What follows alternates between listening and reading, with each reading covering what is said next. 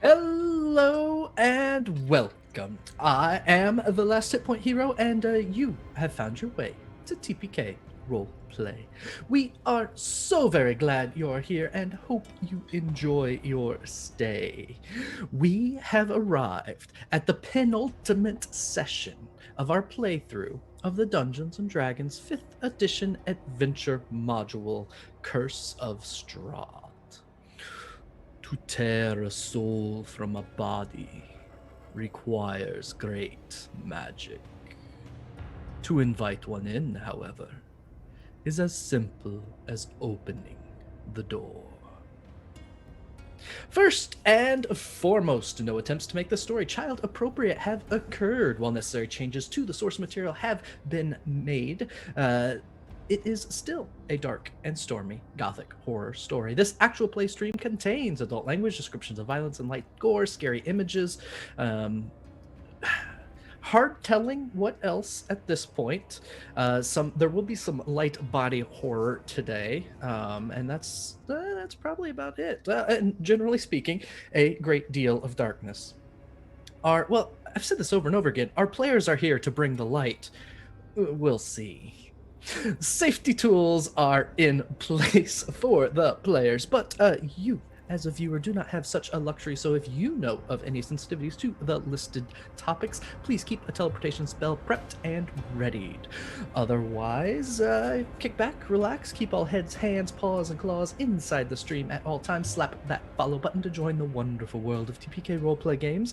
Click the Discord link that will spontaneously appear in chat to be part of the growing TPK community. And above all else, be good. That's the rule. Be good.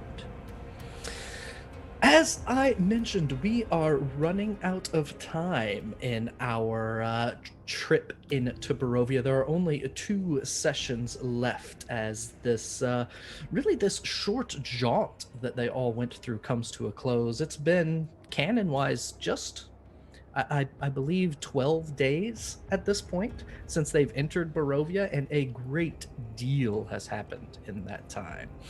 So a lot has taken place, and a lot has happened with us too.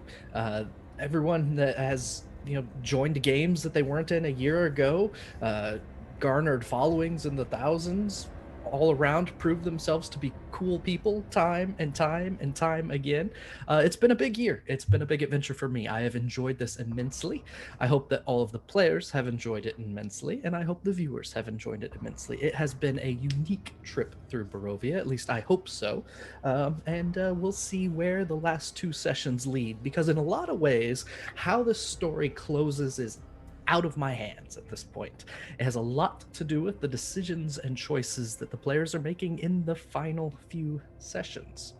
But to reminisce on that, I actually went all the way back to our session 0 introductions to prep for the introductions tonight.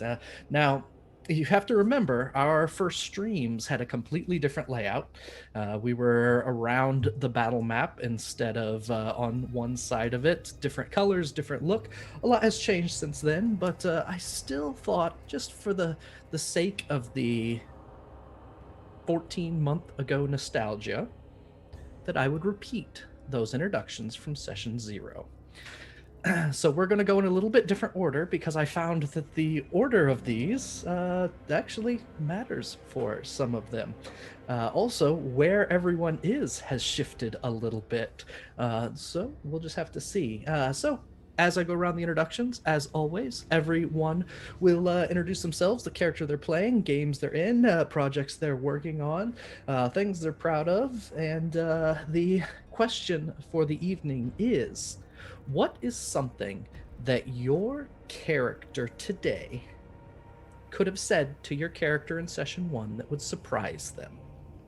So what would your character today say to your character 30 sessions ago that would surprise them? As I said, we're going in a little bit of a different order. So if you look at the foundation of the center middle column, we have the amazing automaton, Robotic Gentleman. What? I'm first. Man, it's been Yes. a while. Hello guys, I'm Robotic. I will be playing our group's Paladin Solaire. I would simply say that if year ago, well, week ago, Sol could say anything to his first day, so it would just simply be um you'll overcome you're gonna it's gonna be hard, but you'll overcome it because I think Soul is going through quite a bit. He thought everything was black and white. He done something he thought he'd never do. He made friends with people different from him. It's been hell of a journey for our paladin. Fabulous, fabulous, fabulous. Continuing around, waiting for the perfect moment in the deepest, darkest corner of the right column basement, the one and only 1 in 20 D&D. Well, hello. That's again unexpected. I totally forgot the order, but hey, I'm glad to be here. I am Gregory, 1 in 20 D&D online, and YouTube is my thing. However, otherwise, you'll find me here for this game for I guess 2 more sessions. Or otherwise, it can be found on Sunday evenings doing some cyberpunk superhero stuff with the new Valor Studios, newly branded Valor Studios. That's a great game, great group. That's enough about me. My character is Leaf in the Sunlight of Summer. It's a backseat ranger that I've been just loving. I love this character. I really dig this build. This has been an amazing group to explore him with. So I'm really trying to figure out what he would say to himself before entering this land, and it would probably be something sort of like cynical and just simple, uh like yeah, it's a lot darker than you expect. Or you know, yeah.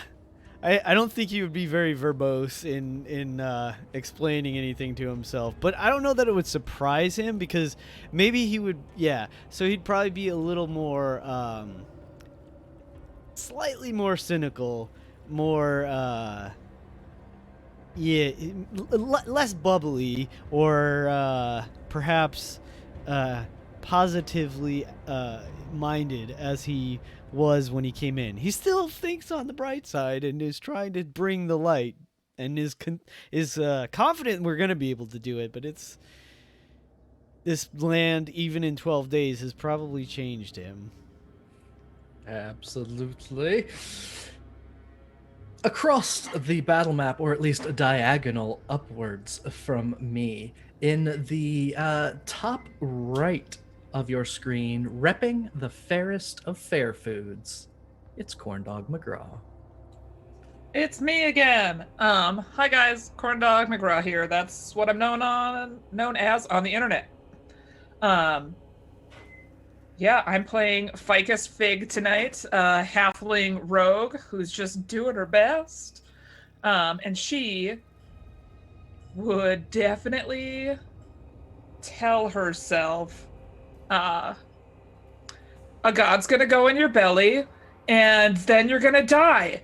And then they're gonna bring you back, and you're not gonna want food anymore.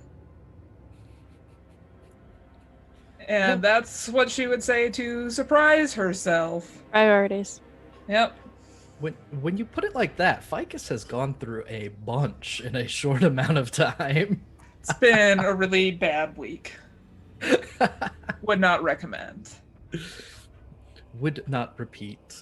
Continuing around, in the very top, in the upper center of your screen, stepping out of a smoke-filled alley, the mysterious Noir Enigma.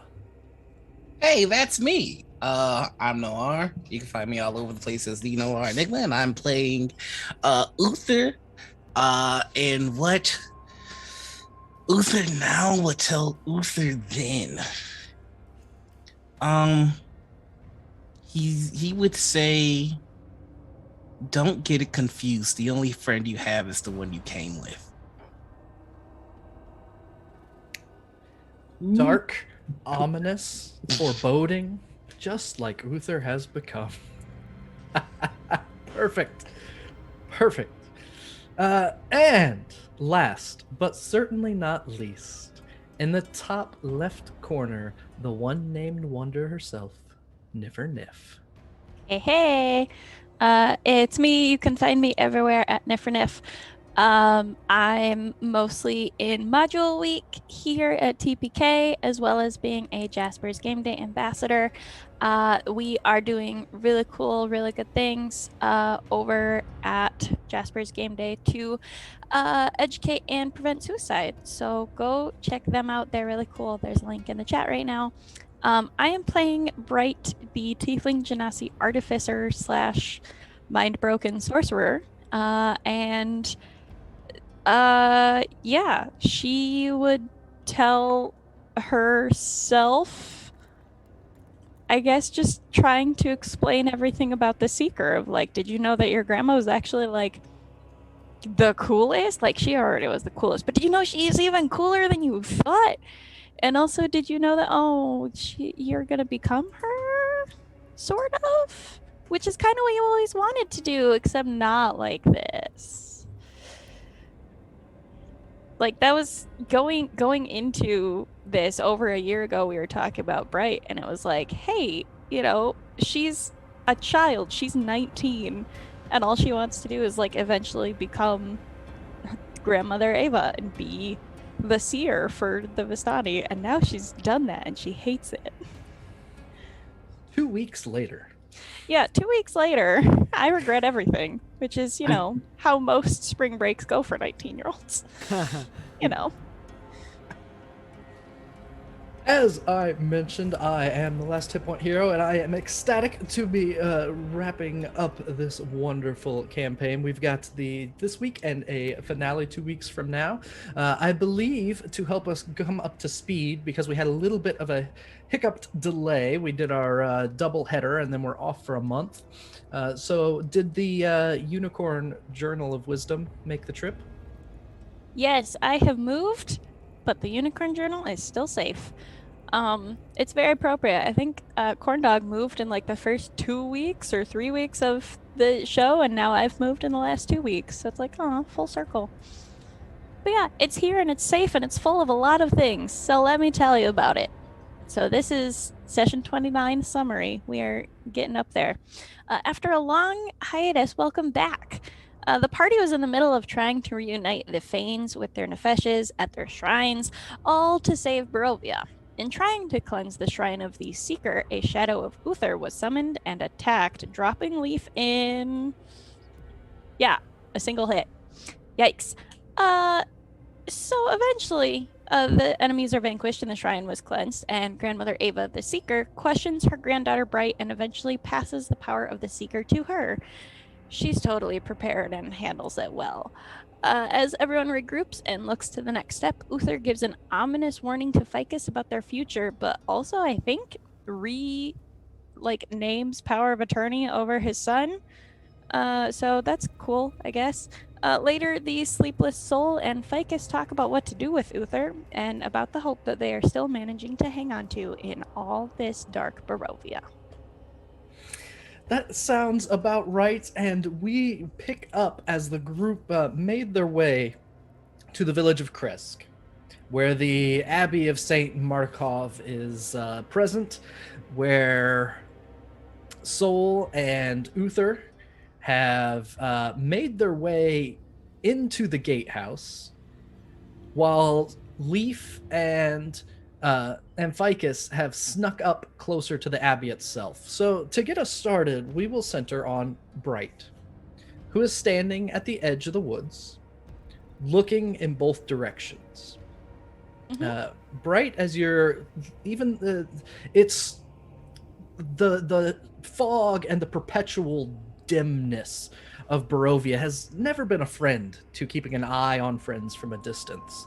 And as soon as you see Uther yeet Sol over the wall, and as soon as you see Ficus and Leaf dip around a hill in a far corner, both groups go out of sight. Aww.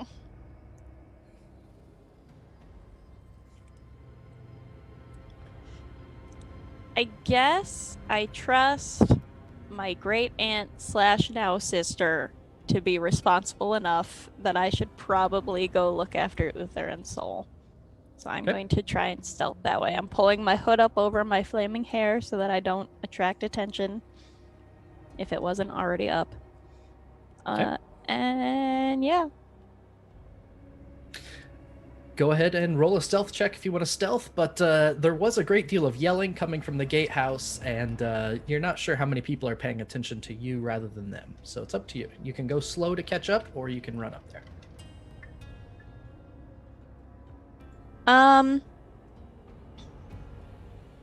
Yeah, I'll try and stealth.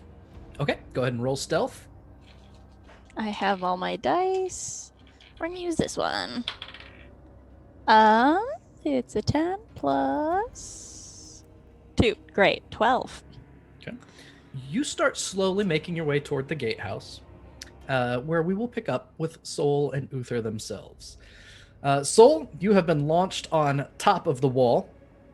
The guards have dropped their weapons for the most part and started fleeing deeper into Krezk. And every few steps, they stop, and or at least as they start to flee, one of them stops, turns, and tries to take a pot shot at you with their bow and arrow. So with the skill that took down Eclipse, an arrow comes flying through and hits you. And you take almost max damage of 12 damage. And this is me? No, this is Soul. Oh, okay. You just yeeted Soul up onto the Yeah. top of the wall, and you're waiting Yeah, for him to open the door, I believe. Like, what was the roll on that again? It was a total of 25 to hit. Wow. All right, not fair. What's the damage? 12 damage. Look, terror does a lot of things to somebody. Soul, what are you up to? All right. Well, I'm just going to ignore the arrow and find the contraption that will open the gate for Uther. All right.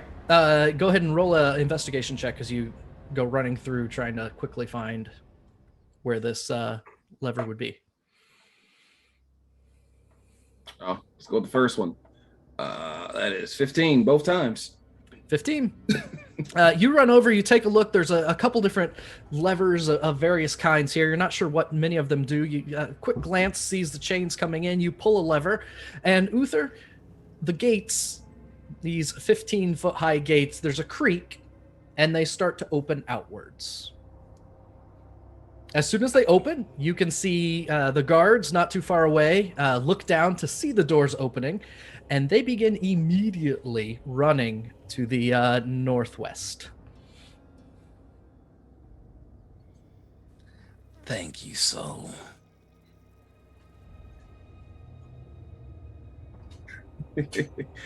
Soul's just gonna look at him and go, "What you expect? You're my brother." As he tries to hop down and join him at the bottom of the gate. Okay. From where we are, I guess I assume the other ones were headed back to the church. You want to go with?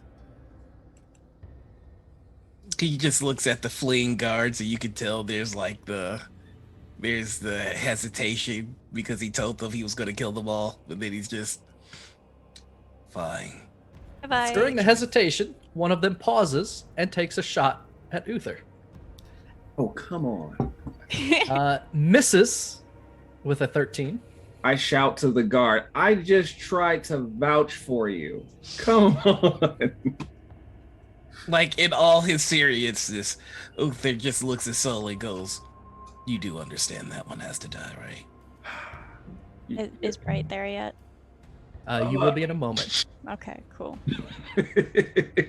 Please. Just, they're simple people, and it didn't even hit you. Yeah, it's the principle of the thing. I, I'll stop at him. Fair. Lord. Lathander, help me. I'll take that as a yes. And he immediately just bolts after this guy. Bright, you sneak up to the gate at the time that Uther takes off, following these guards to the northwest. And to give everyone a little bit of a view of where you're at, the village of Krezk has this high wall around it that protects it. Generally speaking, it's a lovely, quaint little village. There are a lot of well-tended trees throughout it. The paths are taken care of. There are a number of houses they're not cottages. They're nice little places. This is definitely a place of some prosperity as far as Barovia is concerned. None of them seem dilapidated or run down. They're in good condition and good order. It still has the overhanging aura of just sadness that you've found throughout all of Barovia, but there's something almost quaint about the sadness, and there's something unusual about all the trees that are spread around. They're not quite as sad and dead looking as the typical trees in Barovia. The village is dominated by the Abbey, which is to the northeast, that sits on a hill high above, overlooking this little village. So Bright, you come up, enter the gates to Soul standing there and Uther taking off. Well, No, go ahead, sorry. we did not ask you to cause a distraction, but I would say this is an adequate diversion. Well done, I guess. We were done a couple minutes ago. He just kept going, having too much fun, I think. Well, I think the longer you can draw the attention away from the Abbey, the faster Ficus and Soul can get in and take the nephesh and go. Perhaps. I'll be honest, you can go with them. I'm pretty sure Uther has this wrapped up by himself. Yeah, it probably isn't going to take him very long to catch this guy. He runs at 40 feet.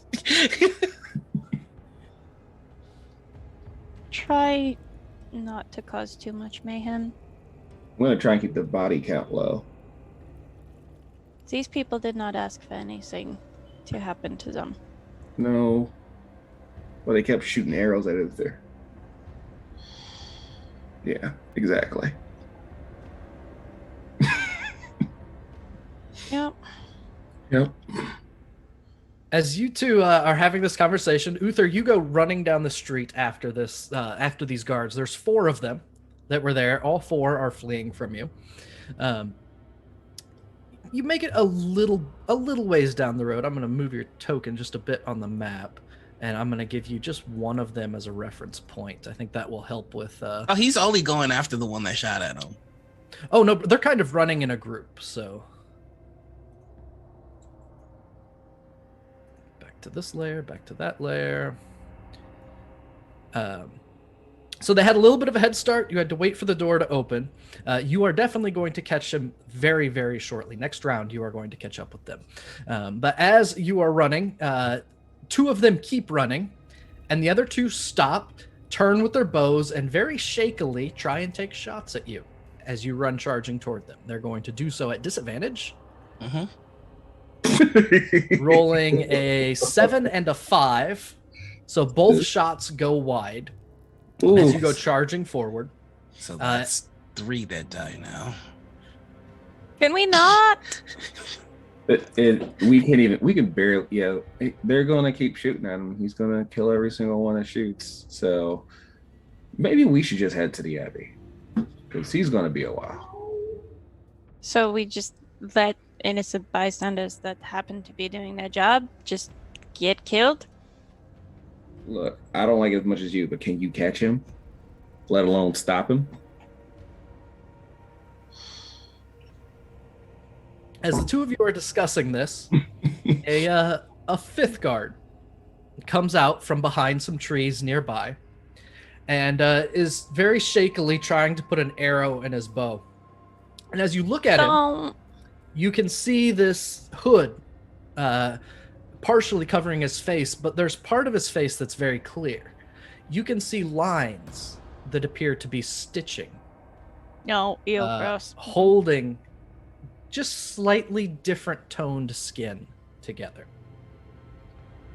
And with a shaky voice, he's, "Get out of Krezk!" And he drops the arrow, just staring at the two of you at the gate. We will if you could just stop shooting at us. But that's our jobs. Our keep out, everything stays out. I'm gonna just yank my hood back so that my hair is on fire and just yell, "We are doing our job, so just leave us alone." Go ahead and roll an intimidation. Ooh. 17? The guard just kind of looks at you and drops his bow and goes sprinting toward the abbey. Uther, you catch up to the first two. Okay. Well, it's time to roll some attacks. Where's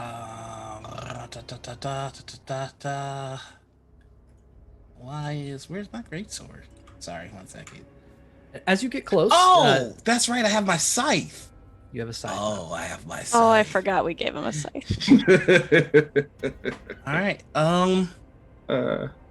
Yeah, let's As you do get this. close, you see that they too have their hoods have fallen back in terror. Their eyes are mismatched colors. They're slightly off center of one another. Their faces are held together with stitching. Okay. Reckless attack. Absolutely. Why are you not working? Work.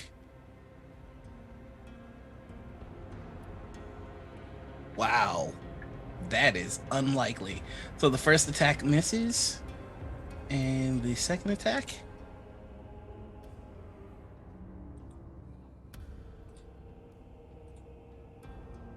Oh, there we go. Nat 20. Okay. The first one ducks. The second one doesn't. Damage? I think it's a formality, but yeah. That's 17 points a day. Oh, I get to re-roll ones because of my great weapon fighting. Wah, wah, wah, wah, wah, wah, wah. So, okay. So instead of 17, that is 16. So it's still 17. it'd be 22. 22. There we go. Yep. So 22. So the second guy gets it real bad, and he makes it a terrifying display. And he goes, "The next one to shoot another arrow at me gets it worse and slower." Your scythe, as it passes through and this guard falls, they seem to fall apart as they die. The stitching releases, and in pieces at your feet are a guard. The one next to him, bow in hand, is shivering, terrified, throws their bow at you, and hopes you flinch just enough for them to run into the woods. You may take an opportunity attack if you'd like as they run toward the abbey. Oh, baby, you know I'm gonna. Okay. That was rude, and I gave him an option. You warned the guy, and when he runs, you still attack. He attacked! It's still an attack, technically. The drop bow. 14 to hit. Aaron, I need to stop rolling roll 20 today. This is my third one. A 14 will hit. Okay.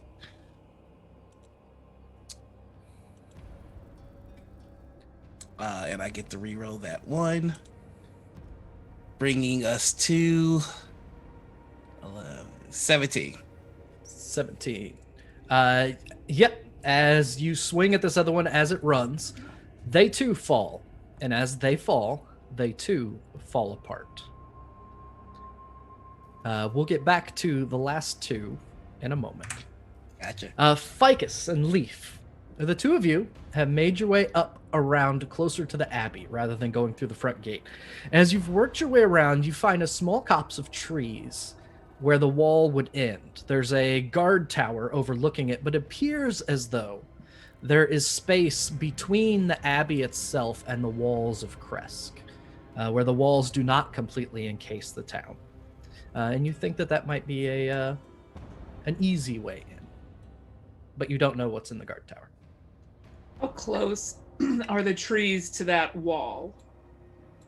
Yes. The trees have grown close enough that if you're in the trees go right up to the wall. So they're on a hill, but the trees do go right up to the wall itself. I know that Leaf has the exact same idea that Ficus does right now. Yeah, I think Leaf just kind of like points, looks at you, and waits. Oh yeah, we're climbing some trees. Are you gonna sprint across this little bit of open land into the trees, or sneak your way across? Yeah, actually, Leaf is gonna take a knee by the edge of the forest that we're in, but like hidden behind a tree or something, and like have his bow ready. Like clearly he's like gonna watch and cover. The intention being, without verbalizing it, I'll cover you, go ahead, kind of thing. And he just kind of like looks to Ficus, waiting. Yeah, Ficus will move quickly, but also try to like duck under some hills and stuff like that, and just like try to find shadow as she's moving across. So she's moving stealthily as fast as she can. Okay, so go ahead and roll a stealth check. D.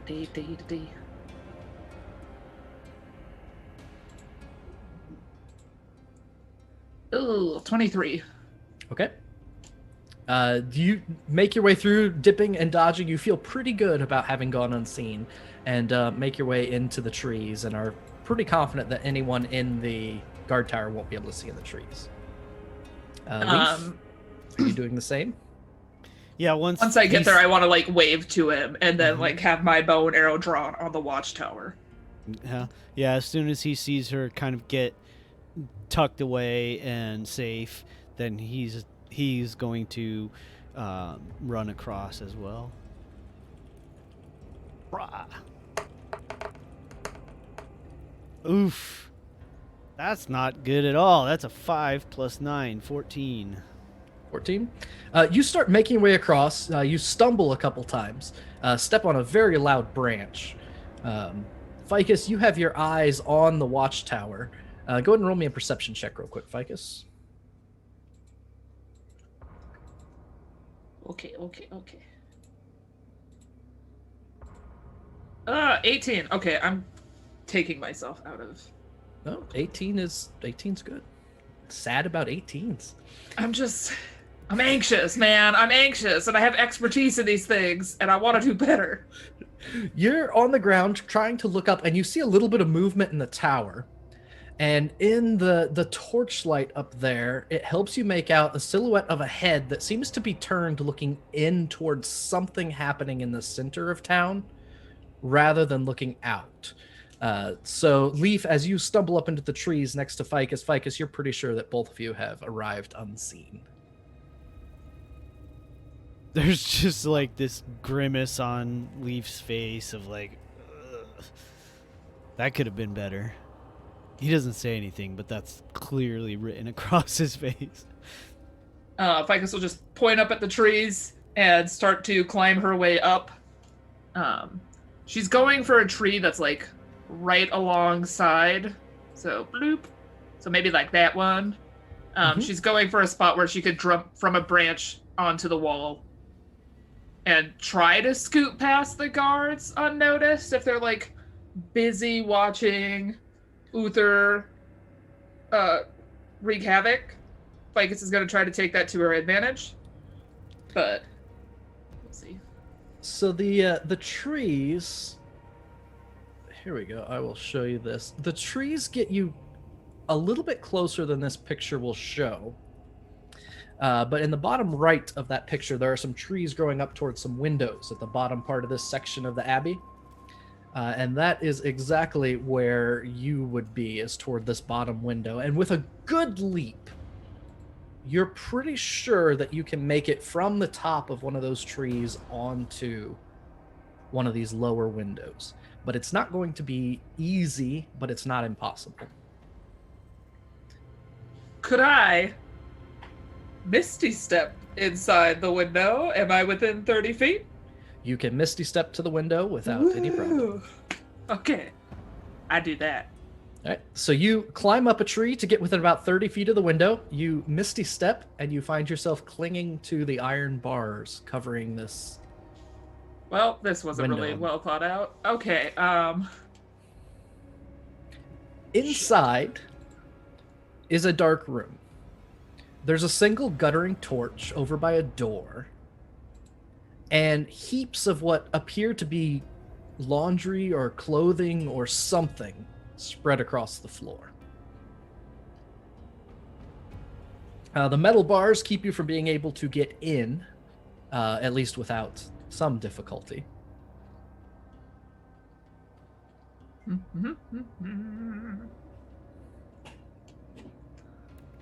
Buttholes. And Leaf, while Ficus is clinging to the side of this window.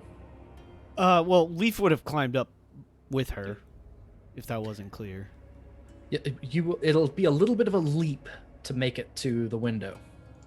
Don't worry, I'll catch you. Oh wait, you have a climb speed. Never mind. You just Yeah, I'm grab like, the he's side a of the Yeah, Abbey that's and what climb up. I forgot. You got climb Sorry, speed. that's So, what I sorry. was trying to Ficus do. appears on the window, and Leaf just claws out, climbs up next to him. Yeah, like literally claws out. Yeah, exactly. I have a crowbar. I Okay. would like to bend this iron bar enough for me to slide inside because I think I am the thicker one between Leaf and I. Okay. So if I can fit through, then Leaf can. You pull out an iron crowbar, you wedge it in, and the two of you can give me an athletics check to pry this open. Yeah, athletics. Like you I think chat has handed out a few nice things. Did Leaf has advantage? I had advantage. I forgot. Oh, I have advantage in my notes, but that was from last time. Yeah, let me Do use those it. carry? Sure, why not? Usually not. So that's a 14, but let's see if I could go one better. Okay. Hey, that's much better. 21. Okay. 15 plus 6. And then 17. Ficus was a 17. Between the two of you, you're able to pry on these metal bars, and you pop it out of the plaster on the wall. And there's this moment of, oh, I hope I don't go with it, as half of these bars fall about 50 feet down and land in some dried grass at the hill. Not particularly noisy, but there's a little bit of a thump. I look back over at the tower, just to be sure. You can see a figure start running across the top of the wall toward the front gate, Toward the front gate, away from us. away from you. Oh boy. Leaf just looks at Ficus and kind of shrugs. Okay. And then nods his head towards the open window. Yep. I slide my body inside as quietly as I can. Yep. The two of you drop into a cold room, and we will go back to the other group of individuals. Soul and Bright, you were heading toward the Abbey slowly. I have a question. With the others, because right now it looks like she's still in the forest. My Oh, sorry. bad. I didn't move myself. There we go. Done it. Thank you. I have a question Go ahead. to do with the brand new baby powers that I got at last session. Correct. When I intimidated that guard to be like, leave us alone, was he a patchwork person and did he feel like less of a person? So, with your view of how things are connected, there's something odd about this guard. You see the connectedness of people around you. Right. You see how the lines travel from one spot to another. That's how you see. But for them, there was a mess of connectivity. It was almost like an amalgamation of points put into a single place.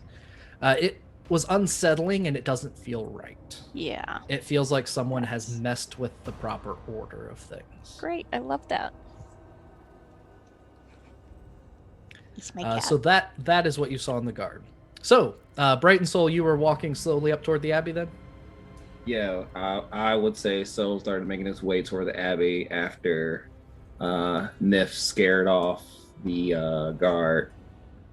Bright did that, but yes. Sorry, Bright. I'm sorry. Bright. Yes, I apologize. There But is yeah, a I guess. there is a gravel road that leads along the base of a hill.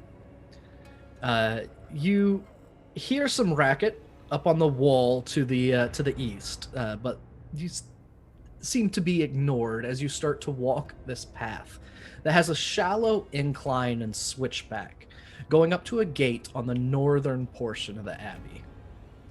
The two of you make your way slowly and deliberately, and I'll put you about halfway up the switchback before going to another scene. But as you're walking, you can see just more of this village. As you pass by these cottages, they're in good repair. There's lights on within, but as you pass nearby, you can see the lights dim, almost as though someone is turning down a lantern as you pass by. As you start getting closer to the abbey itself and start moving toward this northern section of the abbey, you can just hear just very quietly in the distance, just voices. Nothing unusual, nothing odd, but there's a lot of people talking. Seems to be coming from the abbey itself. Uther, after you cut down the guard trying to flee from you, the other two turn, and they take 2 shots at a distance. Don't do it. Don't do it. Honestly, at this point, with them being weird patchwork people. The first one is okay. a 21, which Mhm. hits. And that is 8 damage. Okay. The second one is a 16, which I don't think hits. It does not. Okay. One of them pauses while the other continues to run up the road. And the one that stopped, they seem to have a very brief argument over who was going to stop. But apparently one of the two didn't have the force of will to put up with the other as they ran. I had every intention of walking away after dealing with these two. The other one's just shaking, trying to put another arrow into their bow. He's just going to walk up to this one. I was going to leave you be, but now I have to commit your soul to the darkness. You are now property of the void, and that is where you will return when I am done with you. Do you understand? I do, stay out! And tries to take a desperate shot while you're walking forward and misses terribly. And now you meet Oblivion. And I'm going to attack. Yep. A 23 to hit. Definitely hits. And that did not show up. Okay. You know what? I'm gonna attack recklessly. Let's give it some sauce. Just in case there's a crit. Oh, and there is a crit. 29. You can roll dice as a formality if you want to see the number, but the important bit is... Nah, I'm just gonna cut them in half and send them to the void. That was the first attack. I'm going for the other guy that shot. So the other guy hurried up and ran away, so you're not close enough to attack the second one. But as you're attacking this one and he falls apart, there is a cold hand and a whisper. I have no use for useless souls like these.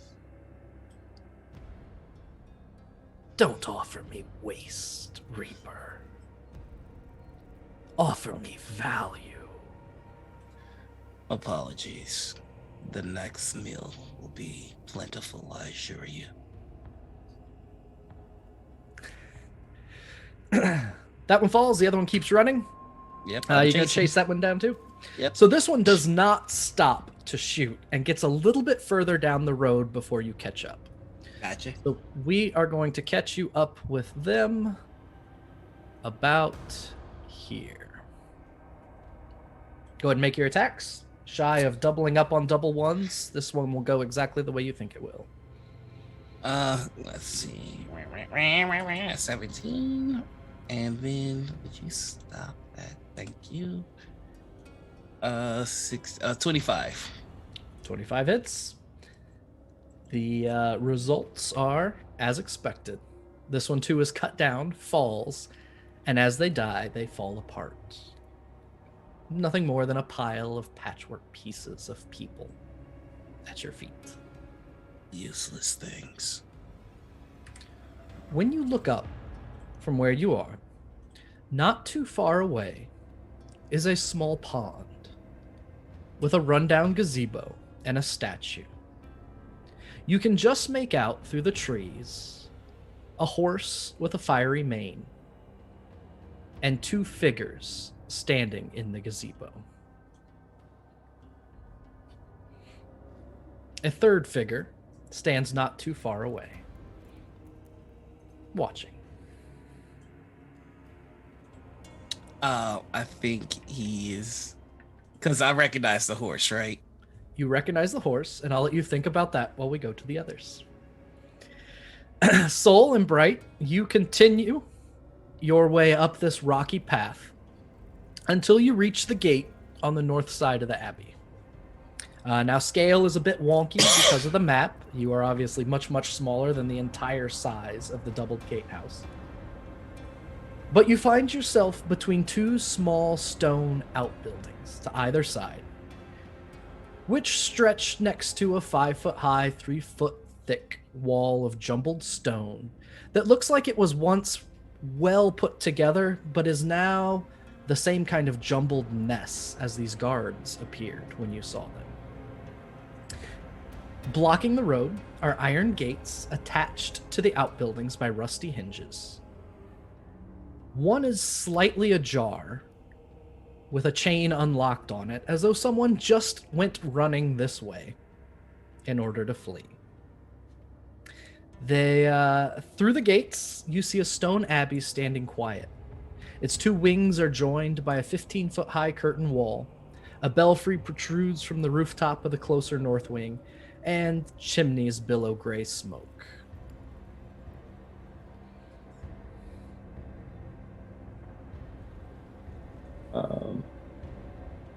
Right. Do you know where they might be?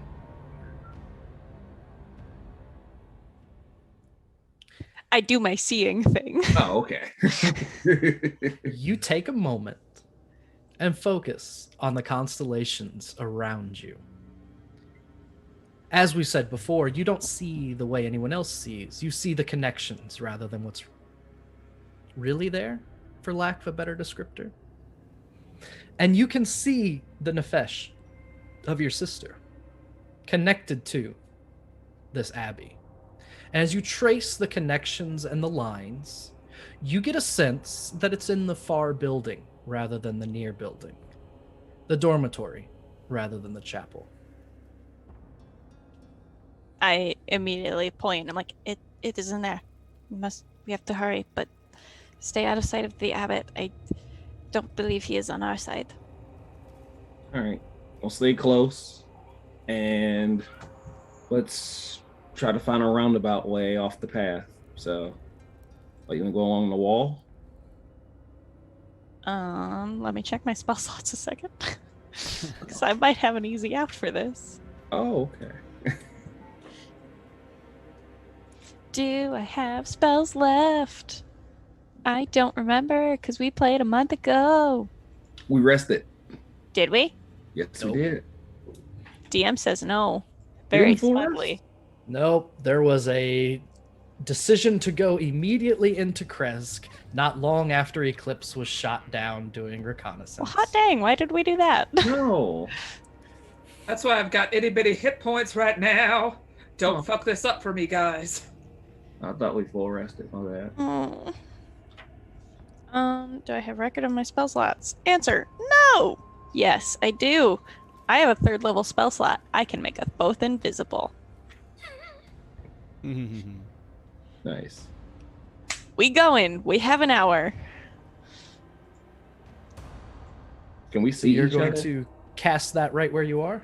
I would like to get in a secluded spot so that no one can see us. We go invisible, and then we go. I don't know if you can see me, but I can see you. Neat. Whoa. We got a map change. Uh-oh. That There's means going to be a roleplay bunch shit. of map bouncing, so I apologize in advance, Gregory, for what you're about to experience. Yeah, I'll do it. So you're looking at myself and Ficus Here right now? are Hack. these two. I found us. So you two find yourself standing at the rusty iron gates. You go off into the trees not too far away and cast invisibility and come back. We have an hour. Let us go. Quickly. All right. I'm going to assume I know which one. I can see her. Yep, the gate's right there. In the dormitory. Let us quickly. I guess at this point, we just march up the path. Yeah. So I as mean, you quietly. push through this Yeah. iron gate, there is a rusty squeal. Of course there is. Kind. You just freeze in your tracks for a moment, and you hear a voice coming from nearby. Otto, was that you? Oh, there's nothing there. Zegfreak, it was not me. These two cloak-wearing figures come out of either room directly adjacent to the gate. And they look past the two of you and at the open gate. Zegfreak, why is it open?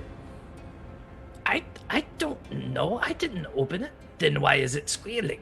It's open and it squealed. It had to be you. It wasn't me. It must have been you. No, it was not. And these two just begin arguing with We're each going. other at this gate over who broke what. We're just gonna go while they start arguing. This is fine. And my apologies. I told you the nephesh was connected to the dormitory. It's not. It is connected to the chapel, which is Liar. the mirror. Sorry, I forgot. No, you're Had it great. confused. Just as long as you send us toward the right building and we find it, like in the next 2 minutes, that'd be great. Thanks. So there are two buildings that I will draw attention to. So this one, closest to you, is the chapel. Mm-hmm. That's There where are I feel dou- the nephesh. Correct. There are double doors here that appear to lead to a courtyard because you can see the rest of the chapel building rising up. It's stained glass windows covered in soot and dirtiness.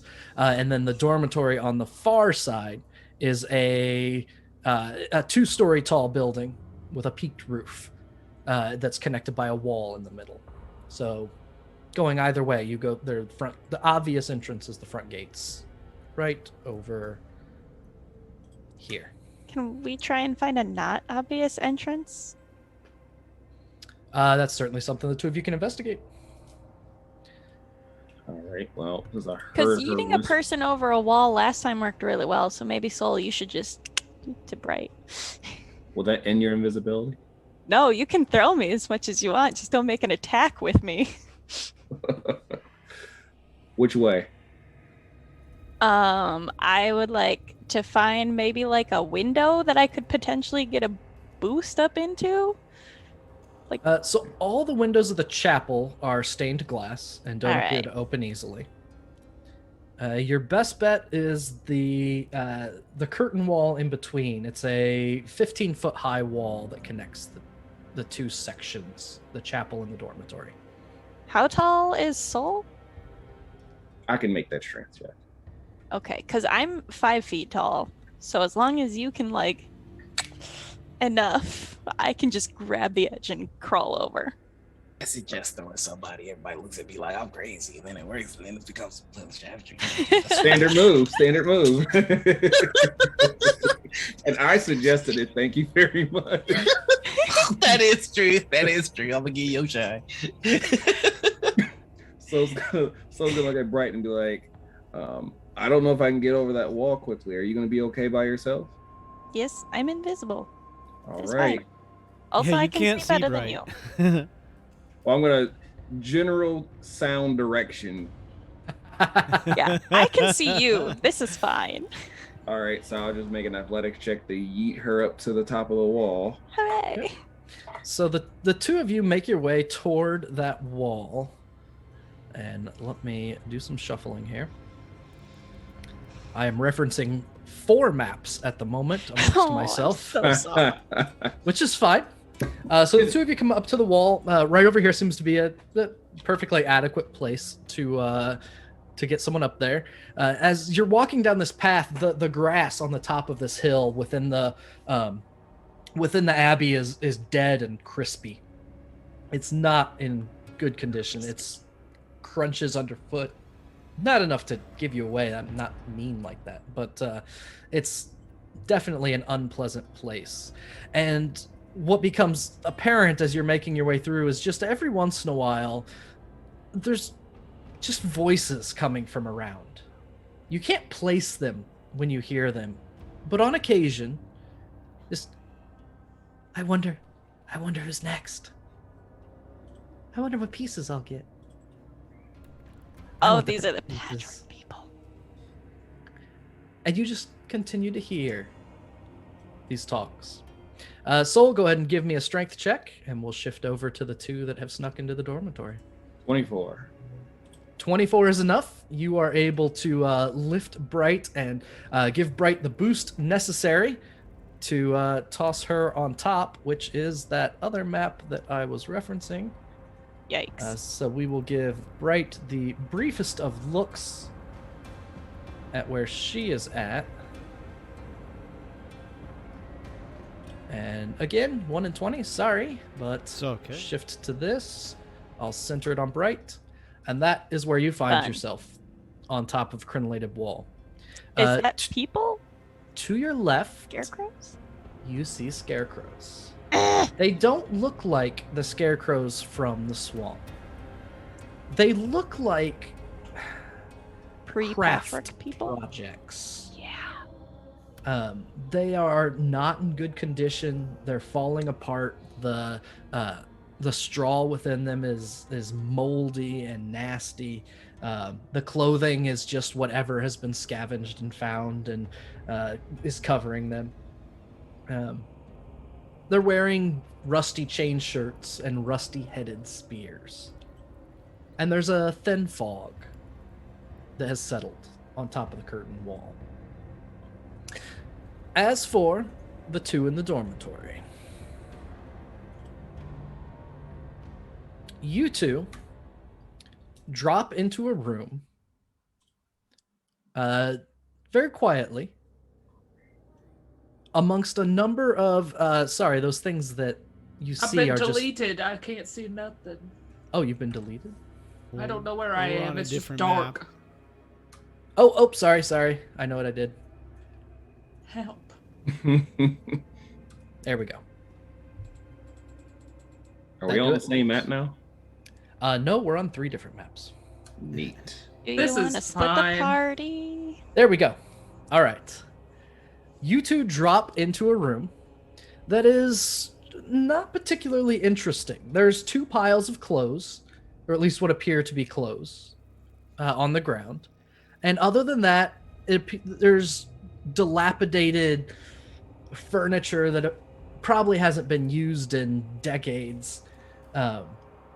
And a great deal of just unpleasantness. Let's see what specifically. There's shattered furniture, torn draperies, and then there's some chuckling coming from the piles of laundry on the ground. Did my dagger of warning go off before we came in this room? So your dagger of warning, no, because of how that is worded, no. Okay. So you're not concerned that whatever's chuckling is going to immediately jump up and attack you, as your dagger would have let you know. But it is obvious there's something there.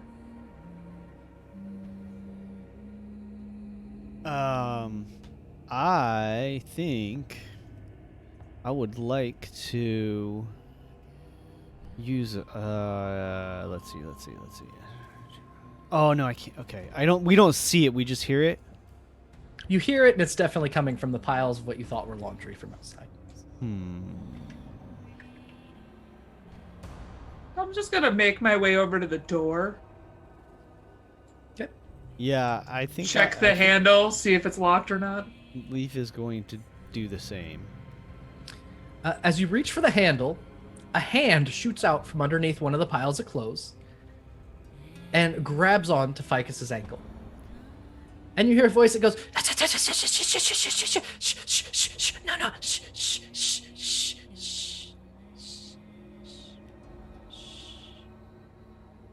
and you look down, and you see a hand covered in stitches.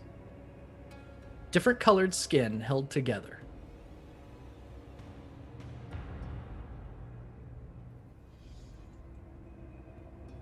Why Are you? Who are we? Who am I? Who is... Leaf has his bow drawn with an arrow ready. I guess I'll just kind of squat down towards the hand to see if she can, like, also see a face. You look, and just in the guttering torchlight, you do. A trio of scars lining up perfectly at what appears to be a nose from two different faces looks back at you. And it has one finger against their lips going...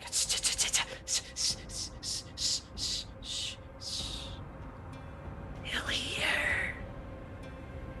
Who? The one who makes the pieces.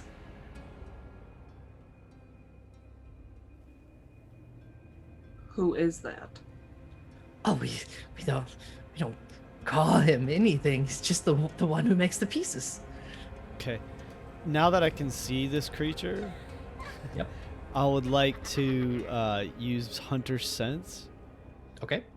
I immediately learn whether the creature has any damage immunities, resistance, or vulnerabilities, and what they are if they're not hidden from divination magic. They feel more like a construct than a humanoid.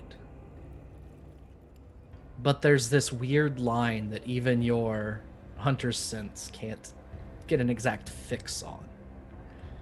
I suppose technically they do come across as a construct, but you get the sense that they don't have the same kinds of immunities and resistances as you might expect.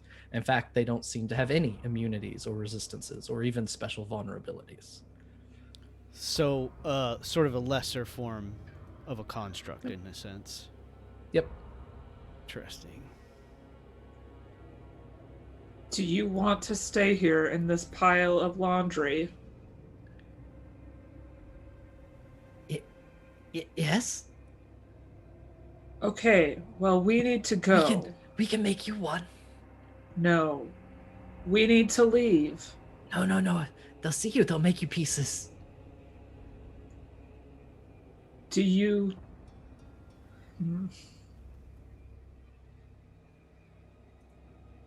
Do you not want us to become pieces? There's a voice from the other pile.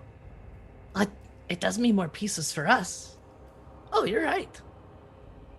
You are right. Huh. Go ahead. And the hand lets go of your ankle. I warn you, friends, we're not great for making pieces. He's hairy, and I'm already beat up. And also pretty small. Huh. I don't have any hairy pieces right now. That sounds nice. You don't want them. hand- Fleas. Fleas are not fun. A hand reaches out to try and pet your leg, Leaf. To try and feel the fur. Leaf says, not with any malice, he just like very flatly says, "My pieces are my own." And he steps like away from the hand, but towards the door and Ficus. But what we could do is we could quietly open this door, let you out, and you guys could go pick out pieces from people you find. No, we're Oh sent- my God! we're sent to These pieces. whispers. we're not on peace duty. No, we're not on peace duty. Evil powers, evil potions. What? Oh my God! Get What? me out of We're not on peace duty. Peace duty's for later. That's not us. They send us for pieces, but we didn't get pieces. We don't want pieces. I'm gonna stay here. And they hide underneath the clothes, and the two of them go very quiet. Are we hearing louder whispers coming from outside the door now? Because I, Courtney, am hearing louder whispers, which is why I'm freaking the fuck out. There are voices coming from all over in here, and every once in a while you catch them a little bit louder than before. Leaf, I think we came into the wrong building. It definitely needs to be cleansed. And he just nods towards the door. I am going to, as quietly as possible, try to open the door, and if it's locked, quietly use thieves' tools. Okay. You try the door. It is locked. Go ahead and give Okay. me your alaka picking. Okay. Let me find my sheet. I didn't have the sound on Roll20 up, so I didn't realize why Corndog was freaking out as Yeah. much as they were. Oh my God. It This is started turning up, and pretty I was awesome. not ready. It was like, oh, there's like 3 whispers happening at once. It was awesome. Thieves' tools is plus 12, and that's 17, 29. Good. As easily as opening a door, you pick the lock, and it slides slowly open. As it slides open, I'm just gonna whisper to them, if you don't tell anyone that you saw us, I know someone who has really good parts, and I'll bring them back to you. The one who makes the pieces is close. I'm going to sneak away. Do, do, do, do, do. And as quietly as possible, like close the door once Leaf and I get out. Okay. The two of you step out into the hall, Oh no. and down the hall, walking away from you, has not turned around, is a 9.5-foot tall figure. Their back is hunched and malformed. The stitching on them, even from this distance, appears old. And we'll shift back to Uther. Uther, Yeah. not far away from you is that pond, the horse you recognize, and all of that. The question is, what are you going to do? He's going to jokingly bow after having decimated this guard, and then work his way over to the horse and the individuals. Okay. Then I will add one more map to the list. I'm so sorry we do this to you. Hey, in I our defense, we've gotten prepared more for done. this. We've gotten more done separate than we had That's valid. together. I believe I have dropped you in the right place. Mhm. Yes.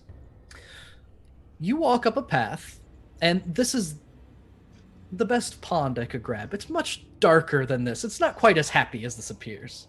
But there are a few flowers growing near the water. Something unusual in the land of Barovia. Nearby, you see a very stern, well-dressed figure wearing all black. In fact, I will give you a better look at him as he turns to look your way. I think this will show the picture I want to show, but we'll find out. Ugh. Just fun. him. I'm No need assuming to it's the scroll one down. without the angels. Yes. Wings. Okay. Well, He turns to look at you, He looks hands fine. folded, and very slowly bows. Not too far away, in the gazebo, is Strahd, standing next to Ireena, with Bucephalus in the distance. As soon as you walk into view, Strahd shoves her off of the gazebo and into the water. And then he walks over and stands next to this priest. Hello, Uther. Gonna make my way over to him. Feel free. Yes. Strahd. Yes. I see that you have made your way through my land quickly. Was it supposed to be difficult? It is funny what trails will be followed if made easy enough.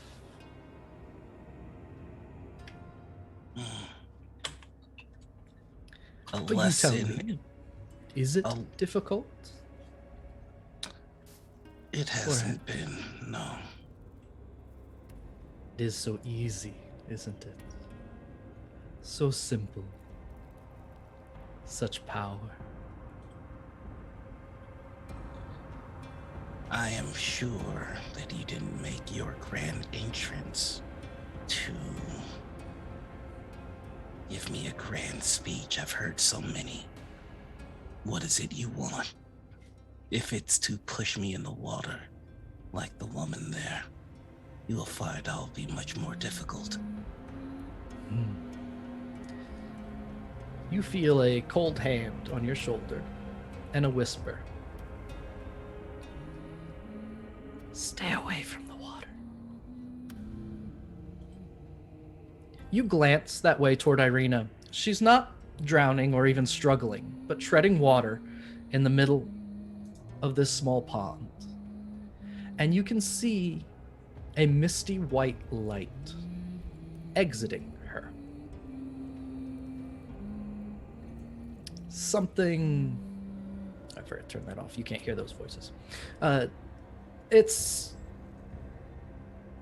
It reminds you very much of that light that was bright and entered Ireena, rather, a few days ago at the orphanage. Removing the nuisance, I see. Of course. We can't have a saint hanging around, can we?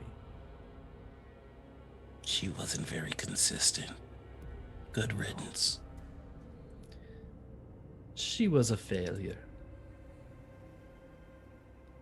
And I have no use for her. So, now you have your reincarnation. You have this vessel. Do you still intend to leave? Of course.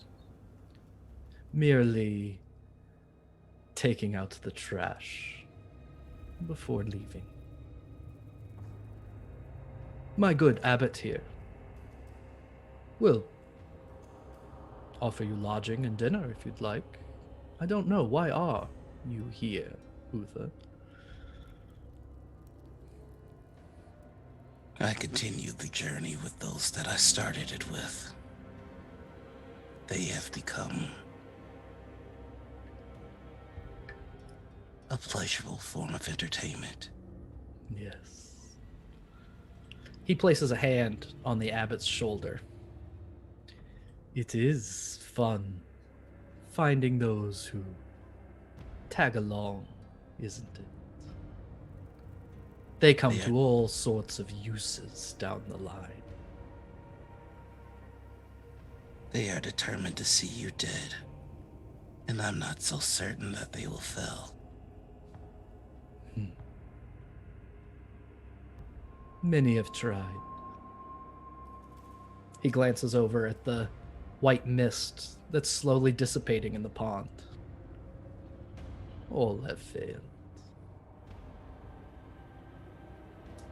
I would think that you would have lived long enough to understand everything comes to an end.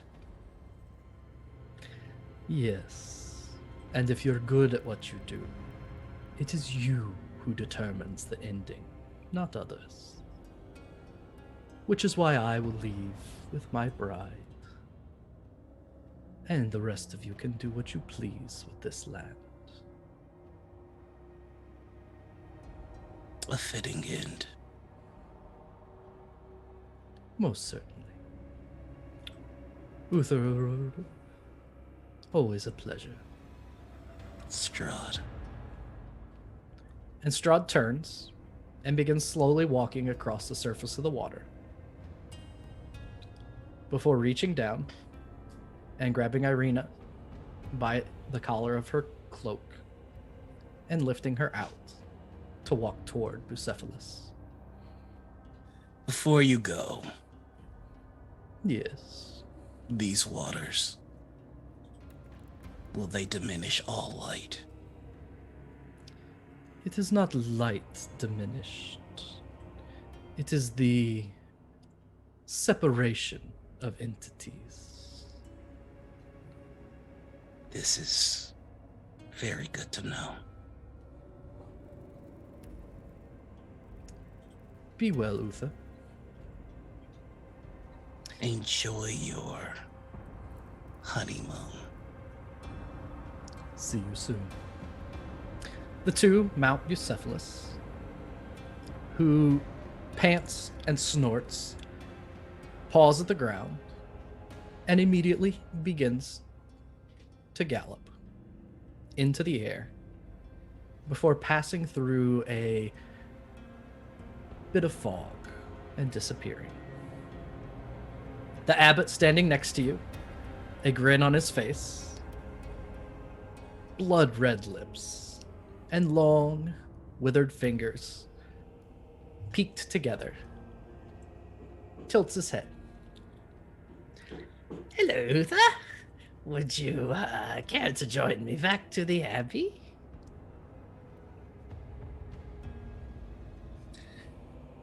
I suppose we should go.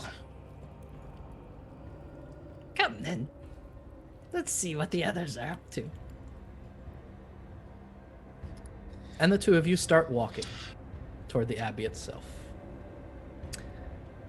That, I think, is a good place to pause for a stretch and a bathroom break and a drink of water and a quick return. So, we will be back very shortly and see what develops from decisions that have been made. We'll try not to be too long, but we will see you so very soon. And welcome back. Thank you for the brief break while we pieced together what has taken place in the last, just half hour here in a very short amount of time. So, Uther had a short talk with Strahd and the abbot. Ireena got tossed in a pool that separated something. Ficus and Leaf are staring down the hall at some massive monstrosity slowly walking away from them. And we come back to Bright and Soul. Invisible, with Bright standing on top of this 15-foot high curtain wall, and Soul standing below. So I will put us back at them. Oops. That needs moved. Put them here. And Soul, just a little bit, moments after you hear Bright scurry over the top of the wall, after giving her the boost up, you hear this echoing whisper. Soul, Soul, Soul.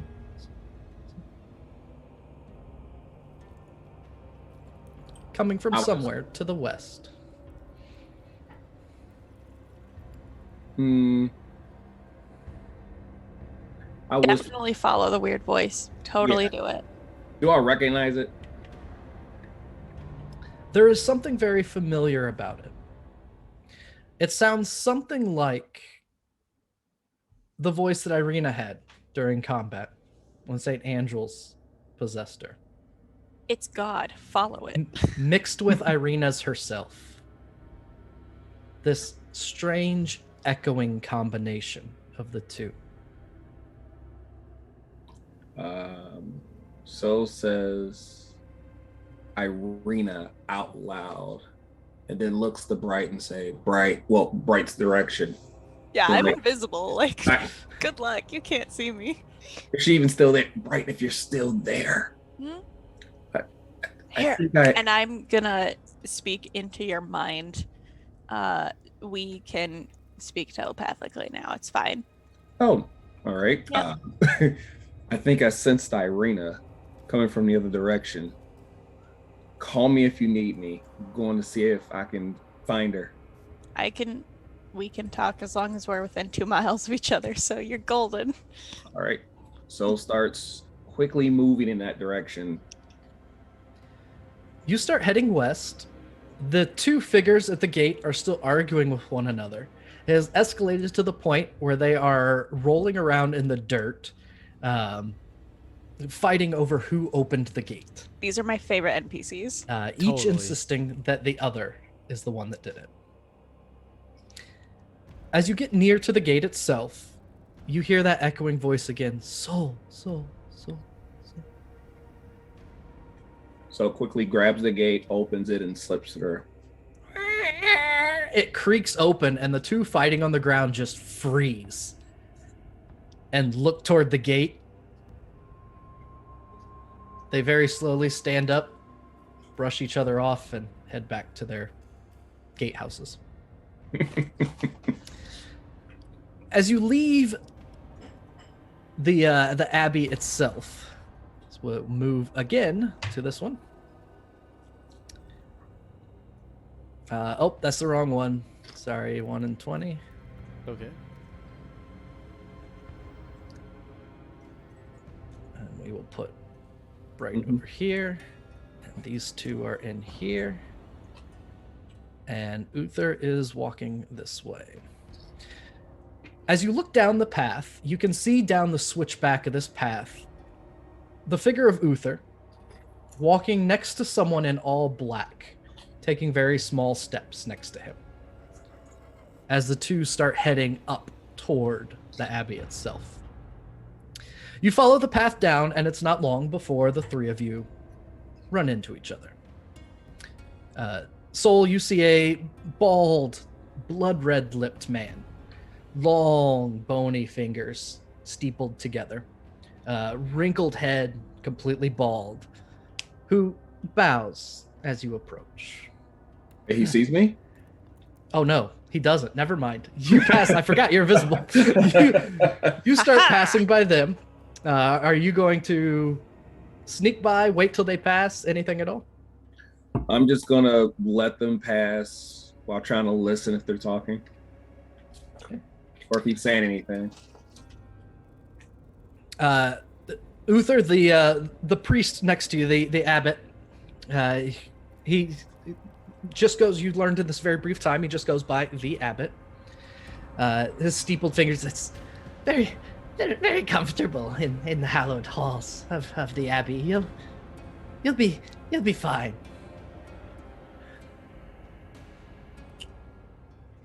Is that so? Yes, yes.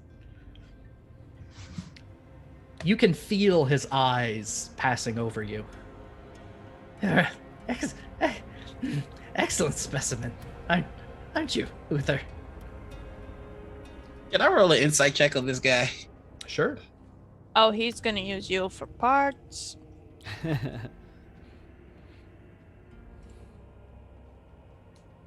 That's a 15. A 15? So your insight check, he is holding back some kind of urge.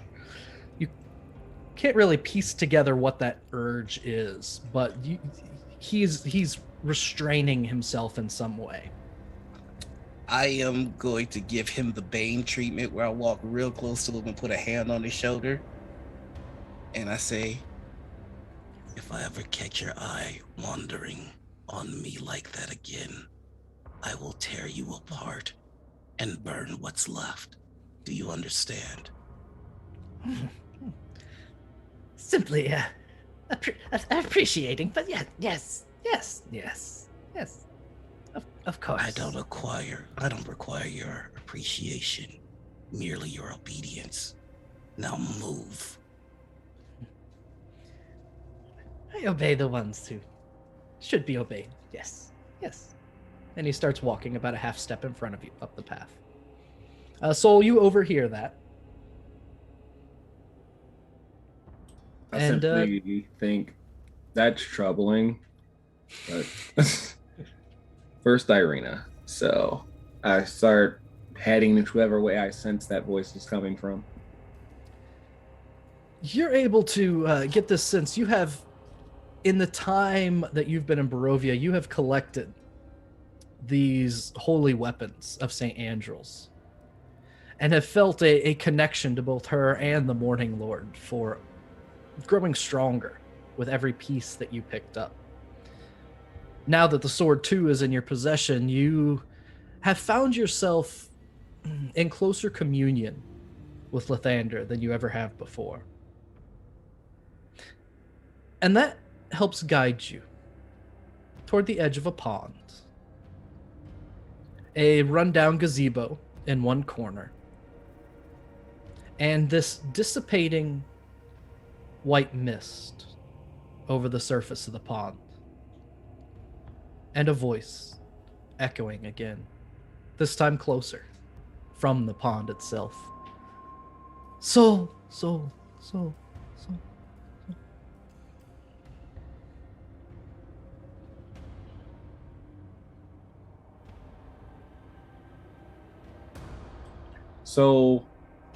looks out, calls out Ireena. St. Augustine, is that you? St. Andrals? Angels. I'm bad with names. I do it all the Augustine's time. real. I was like, Yeah. oh. St. Angels. You look up, and not far away, on the edge of the pond, is also a dilapidated statue. Something you didn't immediately notice, but as you grew closer and as you call out St. Andrals, is that you? And there's this response of, soul. You get a look at the weathered statue's face. It's an ancient image of the Morninglord. An ancient statue of Lathander. There's been marred and weathered but watched over this small pond. The mists try to coalesce and pull themselves together, and they creep towards you but hover over the surface of the water. And a little bit more dissipates. What happened to you?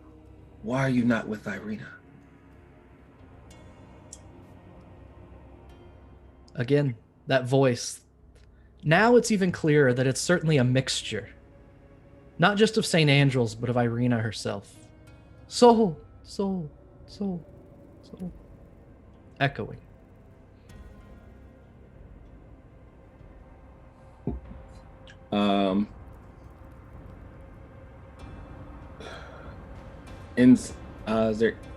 What can I do for you? How can I help? Soul. It echoes and sounds more desperate as the mist dissipates a little more.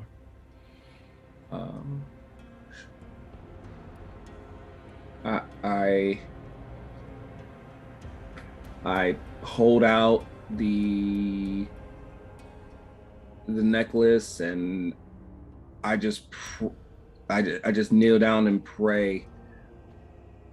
Lathander, give me the knowledge, give me the strength. Tell me what I need to do to save your children, your child. And he just sits there and just start praying as hard as he can. That statue across from you begins to move. It kneels, dips a hand in the water, and pours it at its own face before returning back to its original position, arms outstretched. Soul immediately repeats the same motion. As you bring the water up to your face, the last bits of the mist coalesce in your palm. As you pour it over the bottom of your face, that mist passes into you. And you hear that voice again, rather than echoing, clear, almost in unison with the voice you know of Ireena's and St. Andrals, together. Soul, we needed you. And I am going to send a link to you in a DM that will tell you more as we go back to Bright on top of a curtain. Yeah, we're all gonna be gods. This is gonna be amazing. Can we get one for Leaf too? Look at this gang, we're doing it. It's amazing. We're doing it. Uther's was a surprise to all of us, but the rest of us are finally getting some gods and putting our bodies. Or some sisters Yep. and other and the same. I don't know, I feel like they're on par with minor deities. Yeah, we're doing our best. All right, so you They should would have be a link like, that you can Oprah, open. You get a deity. You There get a is deity. also the answer to your question right below it. And back to Bright on top of the curtain wall. Invisible. Yeah, I was gonna say, reminder, I'm invisible. Yep, reminder you're invisible. The chapel is from this angle. The chapel is here. Oh, yeah. Over this way is the chapel.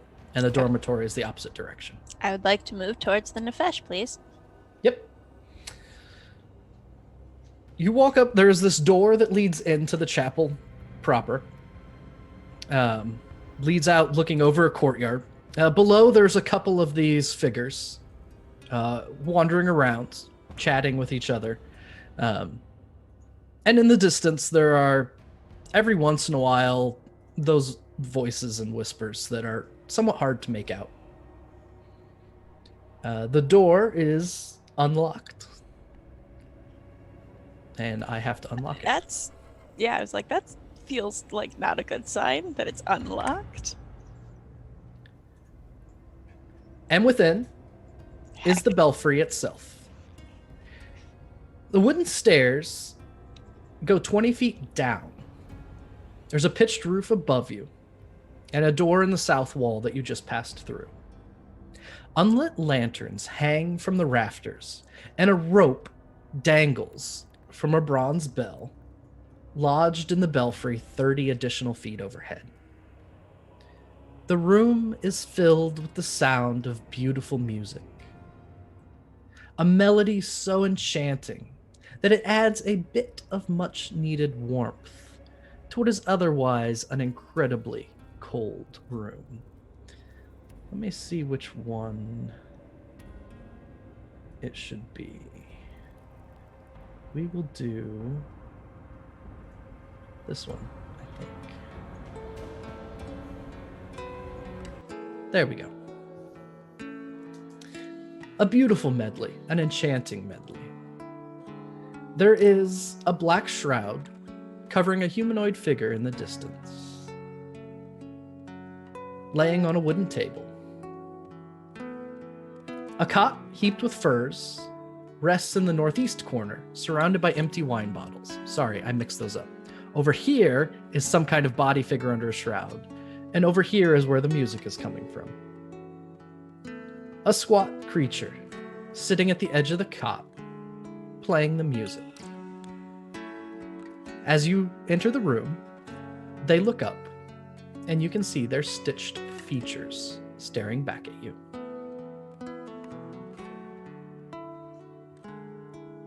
Where's the nephesh? The player pauses the music. The what? Oh, that was Niffer asking, not Oh. Bright. Bright is trying to be as unnoticeable as possible. Well, you're the door opening. This person stopped and looked that direction. You get a sense that the nephesh is below, and they have this curious look on their face, staring at the open door. I'm not gonna acknowledge unless I have to. I want to just get in and out if possible. I'm sorry, does the rope bell go up above this room or down? Up. There's a stairwell over here to your left that goes down. Cool. I'm just gonna go for the stairwell. Sure. As you head for the stairwell, this figure stands up from their cot and walks over to the door that opened and just kind of looks at it. I've moved over here at this point. Oh, sorry. Yep, no problem. They'll walk over and look and very slowly close it before going back to their cot and resuming playing the music.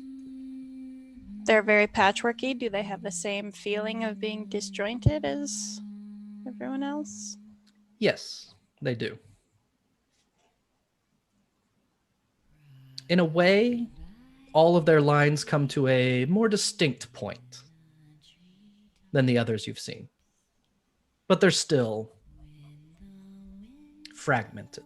Mm-hmm. I will solve that problem later. I just want the nephesh and to call it good. Okay. You head down the stairs. Music's not restarting. I hear whispering or humming like a Yeah, lullaby. I hear a very lovely little rockabye baby. There it is. Okay. The stairwell goes down 20 feet to the chapel floor itself, which is... Hey, remember the on last time I went down a flight of stairs all by this map. myself? That went well. I just remembered that. Put you on this map.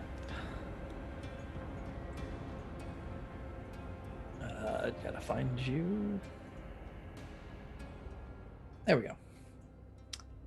You come down the stairs, and there is a second set of stairs leading further down.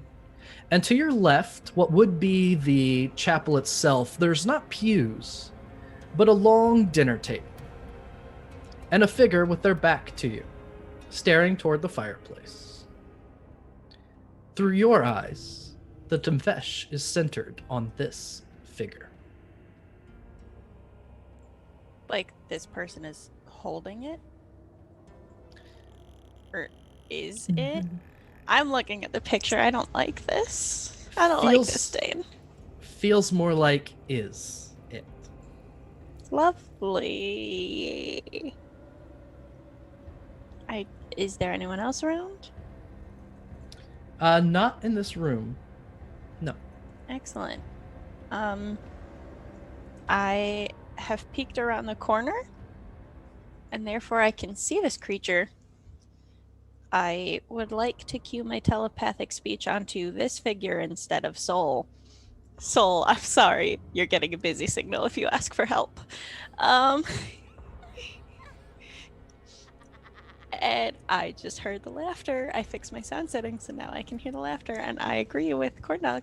Anyways, yeah, so I would like to cue my telepathic speech to this person and just kind of whisper in their mind, just be still.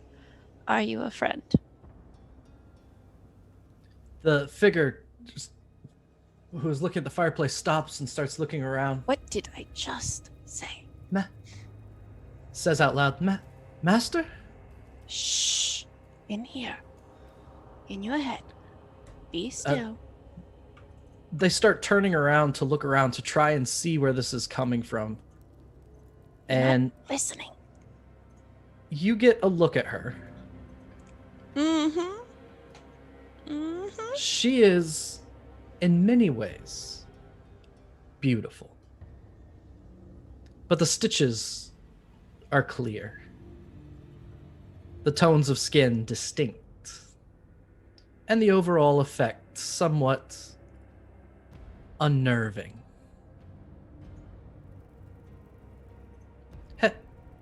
Hello?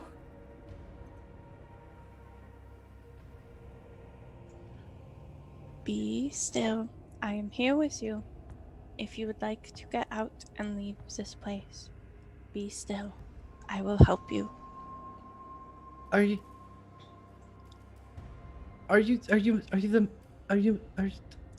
my master? I am your sister. I have no sister. I was made for one purpose. What do you think that is? Well, This is in her head, right? Is she speaking? yes, out all loud? in her head. She's not out loud. Okay, thank There's no one else in goodness. here. Okay. My Lord Strahd is in need of a bride. I've been made for that purpose. You get another look, and you start recognizing some of these features. There's something about the tone of the hair color, the placement of the nose. She's a poor copy of Ireena.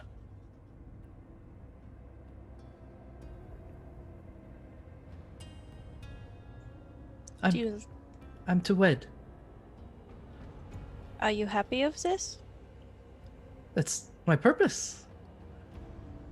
The reason why I am. You wouldn't deny me my purpose, would you? I would give you a better one. Well, what better one could there be than fulfillment of my purpose? She sounds a little angry. You wouldn't stop that, would you?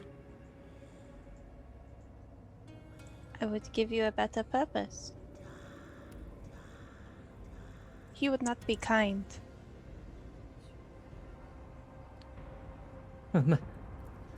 The abbot says he might say no. But if you would, I would wed him. There's kind of this dreamy sense. There's nothing mature about this mind that you're talking to. They seem young in many ways and impressionable. And as you consider that, we'll go back to Leaf and Ficus in the hallway, not too far away. You come out into the hall, and walking away from you is a 9.5-foot tall, pieced together creature. What do you do? I quietly hide behind Leaf. And as we look down the hallway, there are doors throughout this hallway. Yes.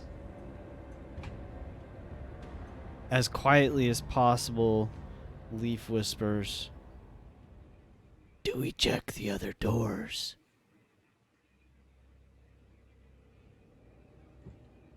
Ficus will just hold up a finger to her mouth, she's gonna wait to see if this 9-foot tall creature goes to the end of the hallway and walks away from them. Just continues their rounds. You see it pause at this door that it's at, and it slowly walks to the next door and pauses.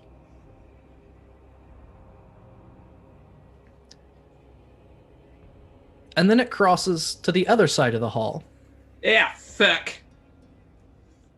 and pauses at this door before it begins to turn your way. Let's pop. It turns, and as soon as it sees the two of you at the end of the hall, roars. And this 9.5-foot tall creature starts sprinting toward the two of you. Probably ought to roll initiative, you two. Yeah, All the way to go. I'm afraid of that.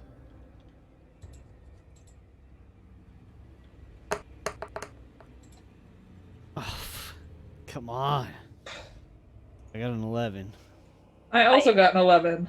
Oh, I forgot to select my token. I'm sorry.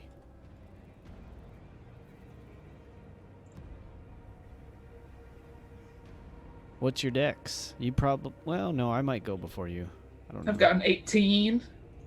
Yeah, I'll go. I got a 20, so I guess I'll go first. I'll have 20 eventually. Just give me a minute. I know. Or a level up.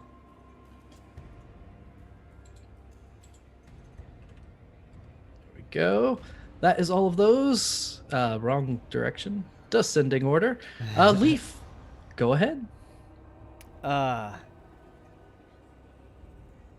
Dang. I will mark it as my Slayer's Prey, and I will shoot at it. Is the door we just came out of still open?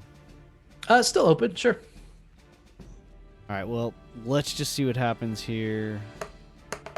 First attack. Oh, it was so close to the natural 20, but I'll take a dirty 20. Dirty 20 will hit. Yeah.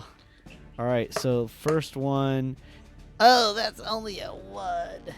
Ugh. All right, well, let me give the Slayer's Play. And actually, I think my second attack, I'm going to make a sharpshooter attack.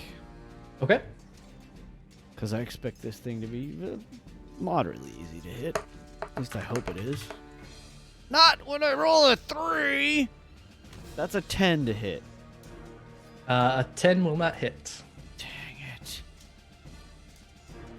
Yeah, so Leaf Whoop. just kind of like, he pulls back his arrow and lets one out. 2 out quickly, but he's sort of just off and wasn't expecting the thing to move quite as fast as it seems to be about to. And then Leaf is going to step back into the room then. Okay. As you step back in the room, the two figures under the blanket say, "The one who makes the pieces, they found you. They're going to make you pieces. They're going to make you pieces. They're going to make you pieces." Quiet! And that's all. Ficus, go ahead. Ficus is gonna be a real jerk, and she is going to use her Child of the Wood ability to cast Entangle in the hallway. Sounds good. And it's gonna take up a bunch of space. Okay. Hold, please. It takes up a 20-foot square. She can move through it, but they cannot. They have to make a strength save to get through it, and their movement, if they fail the strength save, they are restrained. And then half speed moving through it. Okay. I believe. Yeah, difficult terrain. All right.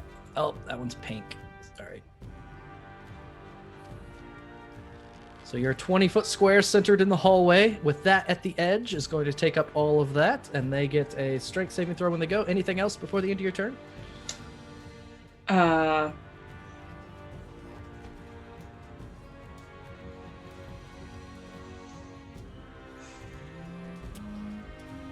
feel like yes. Okay. I guess, oops, gotta grab the right thing. We'll also just duck into the room. Oop, hello, Leaf. Yeah, Leaf would have and been allowed. Bonus action, hide. Okay. Go ahead Like, and roll your stealth. Perfect. Great. The two figures in the piles of clothes are going, "Pieces, pieces, gonna make you pieces, gonna make you pieces." It's a natural 20. They don't see me. Ha! A Nice. strength save of 12 is Does not insufficient. succeed. So that is only half movement. No, he's restrained. Oh, he's restrained? Okay. Yeah, So, and he can attempt it again at the end of his turn. okay. I think. At the end of his turn? Let me look it back up.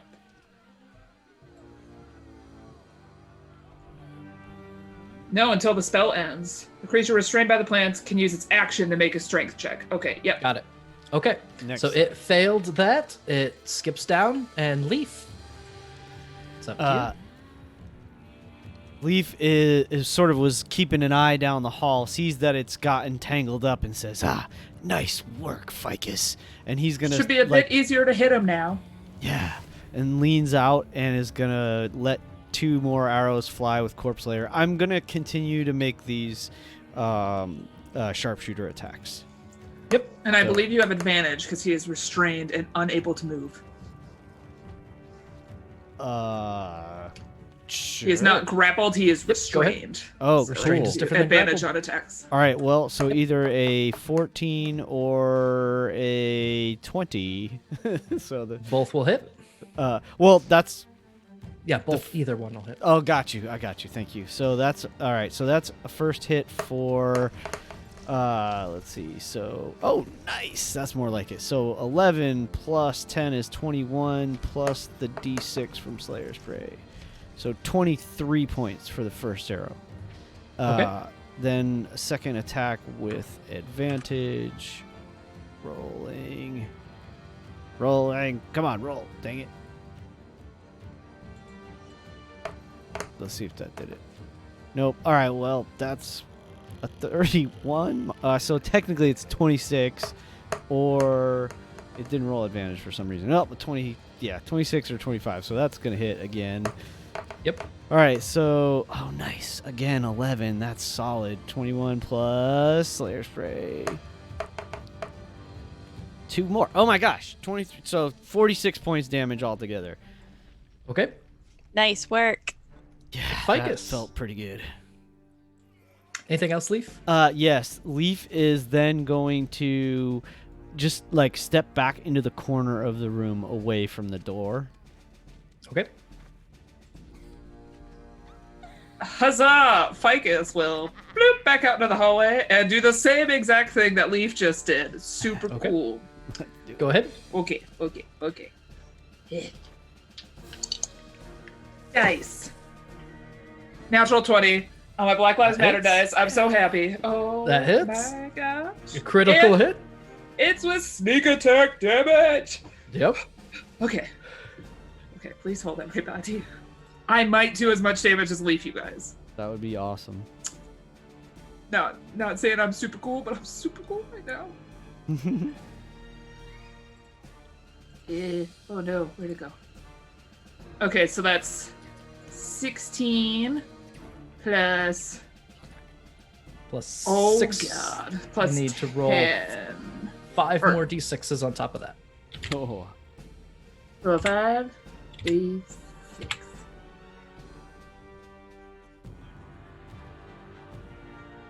So 16 and 12 is 16 and 12 is 28. Not as much as Leaf, but I 28 tried. damage. More in one shot, though.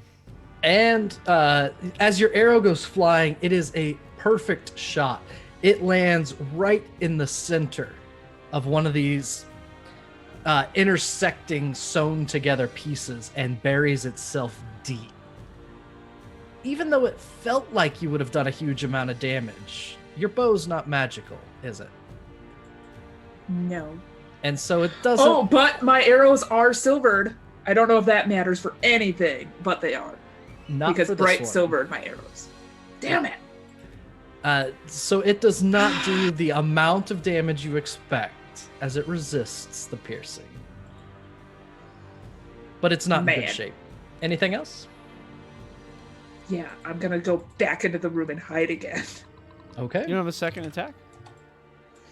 No, that's only with my melee weapons.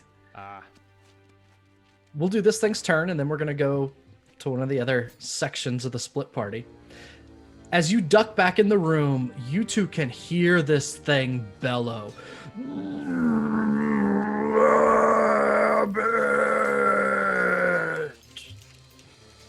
It's going to try and free itself again. And only rolls a 9, so it's still stuck. Uther, you are walking up to the northern gate with the abbot. And you hear in the distance this echoing yell. Abbot! And the abbot looks up. He goes, Your friends. They must have found my friends. Excuse me, if you wouldn't mind. I'm gonna put a hand on his shoulder and ask him Evil potions. exactly what you intend to do when you see my friends. Well, I'm certain that they would make excellent pieces. Yes? Can I would like to silently pray and ask, do we need this one? There's that cold hand on your shoulder, and a voice that says, What you do with the souls of this land, well,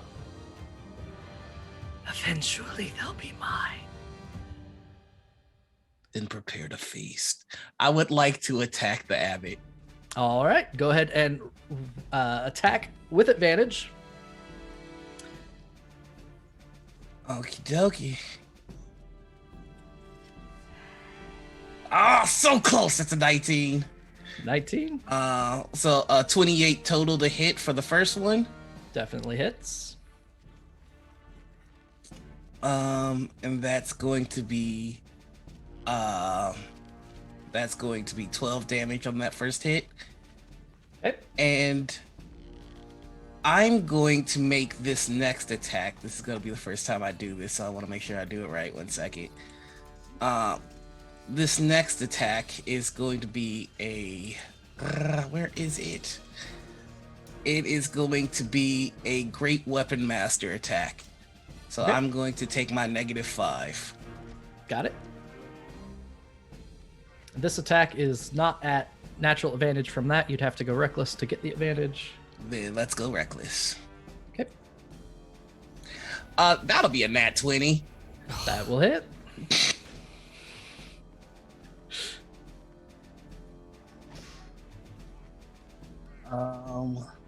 So that's gonna be 34 points of damage on the second attack, Okay.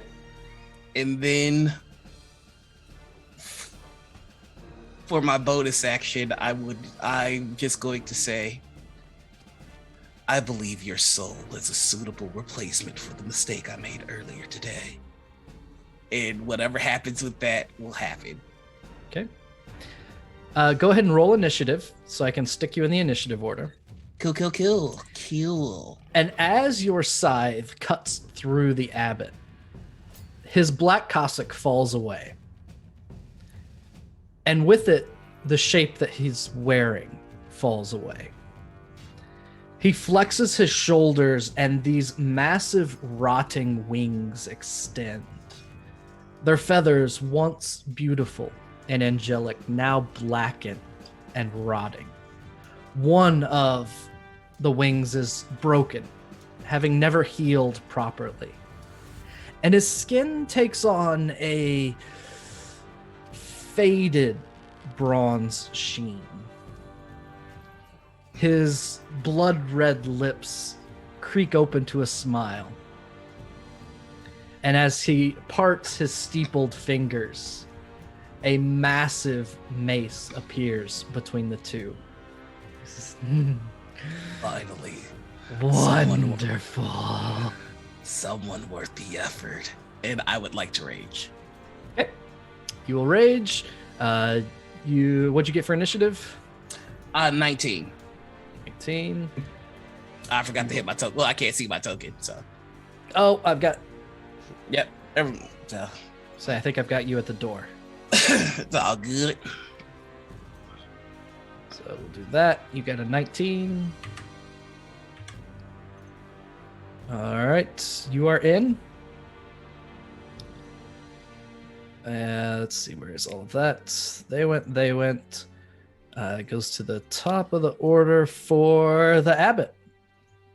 The abbot is going to look at you with a broken-toothed grin and say, "Yes."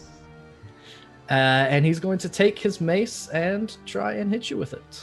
Let's go. Only an 11, so he misses. And his second attack is 16. Does that hit you? Nope.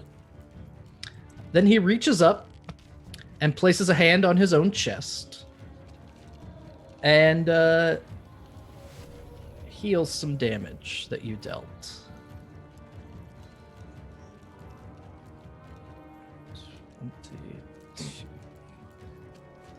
His wounds start to close, and he doesn't look anywhere near as hurt as he was moments ago. Uther, it's your turn. I get to do it again. I'm going to attack.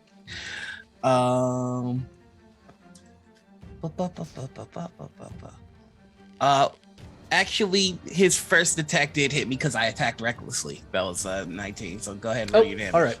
So the damage from that is 5 bludgeoning and 16 radiant. Okay. So that's.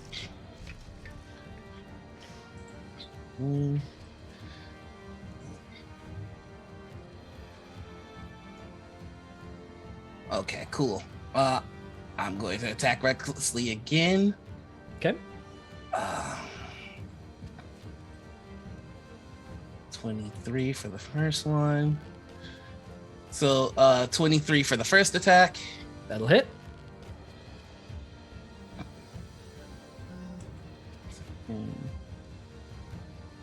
And a 19 for the second. That one also hits. Awesome.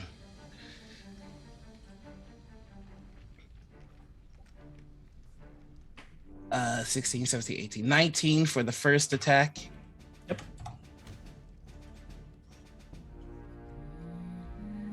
And 17 for the second attack. All right. Bounces over to Leaf and Ficus over in the dormitory.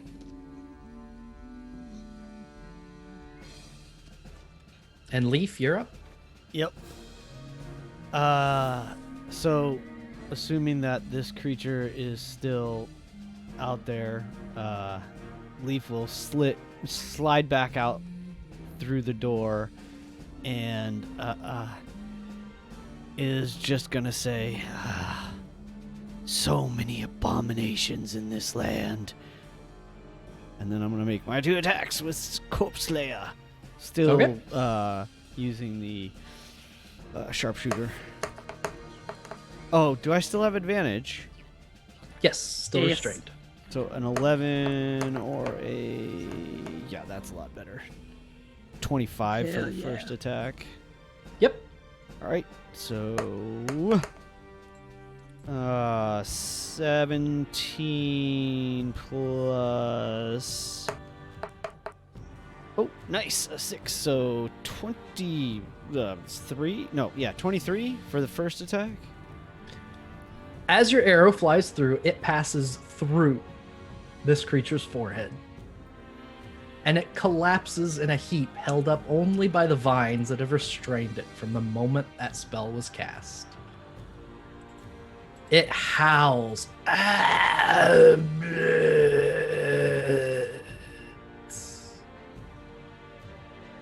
And goes quiet in the hall. The pile of clothes on the ground close to you shifts nervously. The one who makes the pieces. The one who makes the pieces. And they scramble out on all fours. And as they come out from underneath, you can see that they're not just pieced together as a person normally would. They have an extra pair of hands pulling them along the ground as well. And a third leg dragging behind as they scramble out into the hall at Leaf's feet and look down. He goes, the pieces, the pieces, the pieces, and just starts repeating that over. The other pile of laundry stands up, and this one too, you get a better look, and there's too many fingers, there's too many arms. The pieces, the pieces, they just start repeating the pieces, and you start hearing from the other rooms in this hallway, the pieces, and this growing chorus of voices begins to rise and the doors begin to rattle. We need to leave now.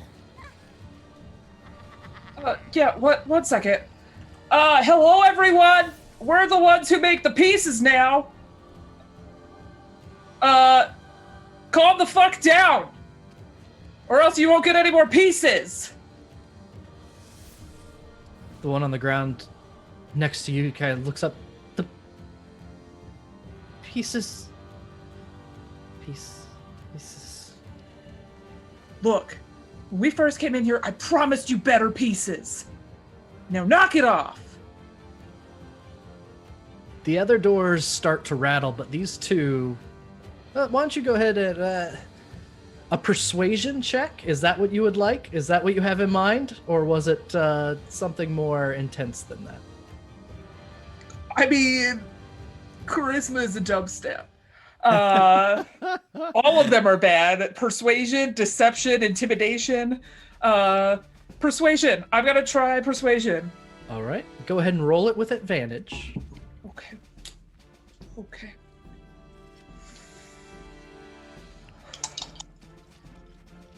Pieces. 2 natural 18s. Nice. Wonderful. That's almost as good as it could get, guys. Because I've got a 0. Yep. for Big charisma. same. Your voice echoes through this hall. And all those voices, the piece, they start to whisper amongst each other. That's a piece. Yeah, but what about the pieces? That's the pieces. And everything begins to grow quiet down the hall.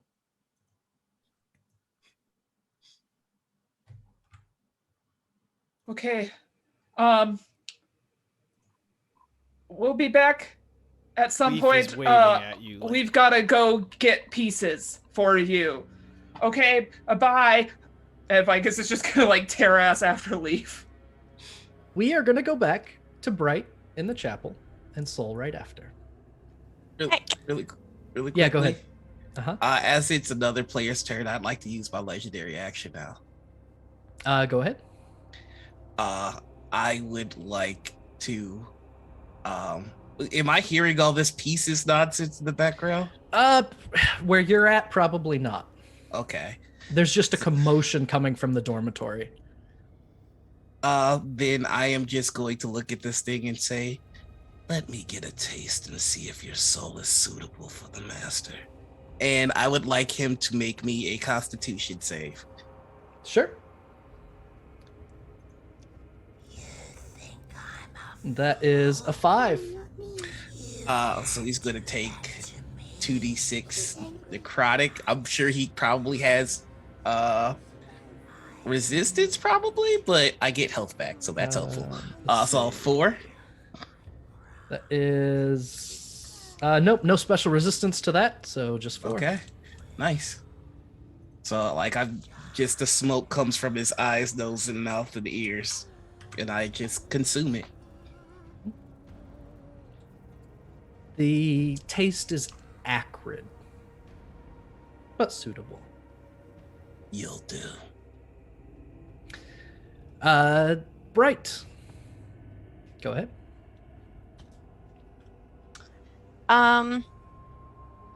So she does not look willing to come hang out with me, right?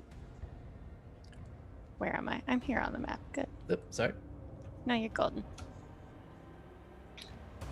She's still looking around because she can't see you. Yeah. And she had just said Abbot doesn't think that, or Abbot said Strahd may say no, but she would Yes. like to. Yes. I'm just gonna continue to whisper to her, just like, do you know what Strahd does to people he does not agree with, or who do not please him? No. Very terrible things. But it's worth the risk to try. For my purpose. I have to. I need to. I was made to. Being burned alive. Watching anyone you ever cared about die in front of you. This is worth it to you. It's me. It's my purpose. And what if he decides you are not fit for that purpose? Then I failed. I don't know.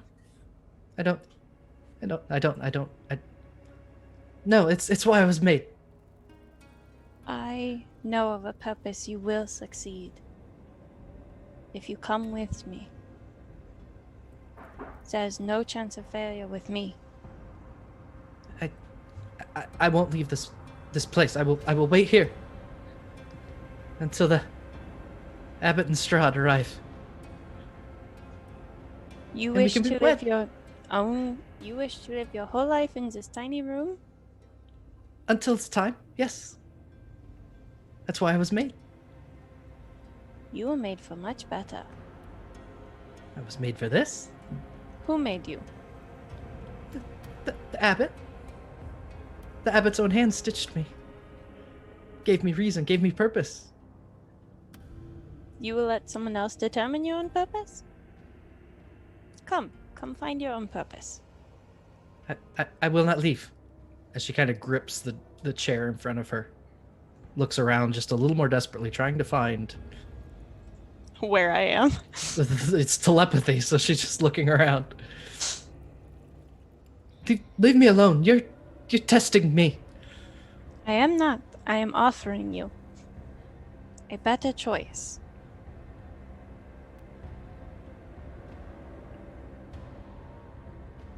Show me what?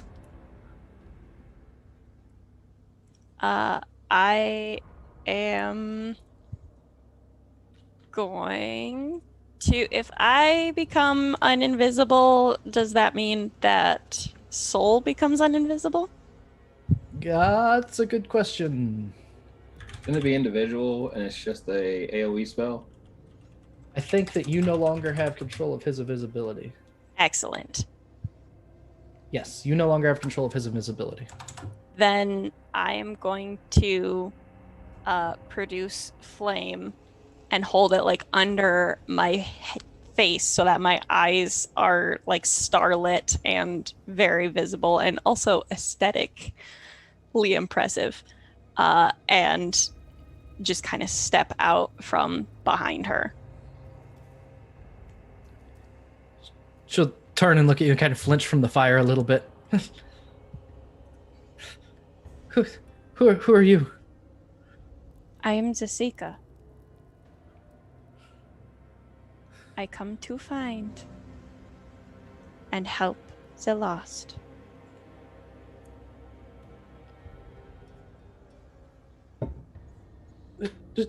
Show me. The cards in your pocket grow warm. Oh, yay! Yes! I pulled them. I forgot that I get to do this now. You take a moment to shuffle the cards and cut them, Mm-hmm. and to show her a card. Mm-hmm. Now, I will remind you, I am not the Seeker. Mm-hmm. You are So- the Seeker. Yes.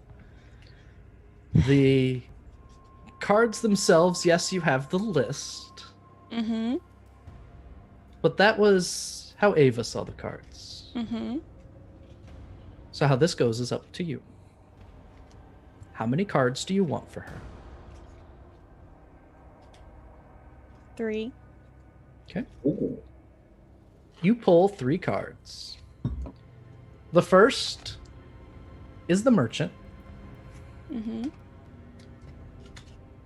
The second is the illusionist. And the third is the hooded one.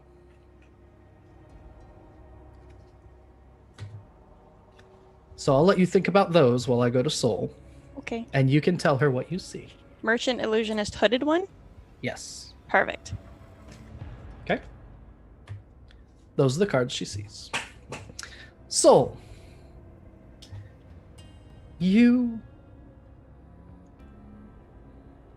feel in tune with Lathander in a way that you never have before. His voice speaks to you. If you hadn't read what I sent to you yet, then there's a paragraph in there of that exchange. I read it. And it closes with one last word. Your friends, they need your help. Go. All right. And with that, he just starts full sprint back to the Abbey. Which is going to put you just outside of the Abbey gates, where Uther and what you recognize as a fallen Deva are currently trading blows. I will throw you on this map. I think I'm already there. Yep, way over here. That's why. Oh, that's right. So, put you over here. Two figures have made their way out of the gatehouses and are just kind of watching this fight take place in the middle of the gate. Go ahead and roll initiative, Soul. I did, and I got a 2. A 2? So as you come flying up to join in, the Abbot raises his mace and brings it down on Uther 2 more times. I'm on the wrong screen. A 23. Yep. 5 bludgeoning and 18 radiant. Okay. And a 26. That will also hit. 7 bludgeoning and 19 radiant. Okay, give me just a second here. That's gonna be. This Deva's wings flex. And the Abbot looks at you, Uther, and says, 38. Oof. Softer than I suspected. I am going to use a reaction here to lessen that damage because that stung a bit. Yikes! Where are you at? 1 second. My character sheet is being a pain in my ass. I'm using Stone's Endurance. Yep. To lessen it by 8. Okay. Okay. All right, that's better. The Abbot looks over his shoulder as Soul comes running up the path. More pieces. Lost my invisibility with the run. Oh no. Sorry, yeah, you're still invisible. Dang it. That's a terrible thing to remember, You're by the way. A terrible thing to remember. So Uther, you go ahead. I'm going to pop my potion of greater healing, or potion of healing greater. Okay. Because wow, that's trash. But I'll take it. All right. And we're doing it again, baby. Go ahead. Oh, and for clarity, the potions in my campaigns, they have nice little bobas in the bottom that you have to chew and swallow in order to get the full. Oh, I heal. love boba, so that works perfectly. Pick water. Let's go ahead and attack recklessly. Okay. Go ahead. And we're gonna make this a Oh, I forgot an important thing that the David did after hitting you. great weapon master attack. I touched myself. 48, 16. Okay. That'll miss. Excuse you, Dane. And there you go. A 19? Yeah, what was that? 19 will hit. Dope. And then for the second.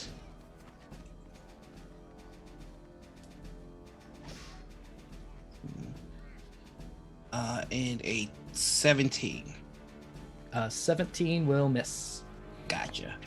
Alrighty, let's get into it. 25. 25. So that's bonus action for your potion. That's your attacks. Do you want to move? You know what? Yeah, he's probably gonna get the hit on me, but there's a chance I might be faster than him. So let's try that out. Sorry, give me 1 second. I need to grab this.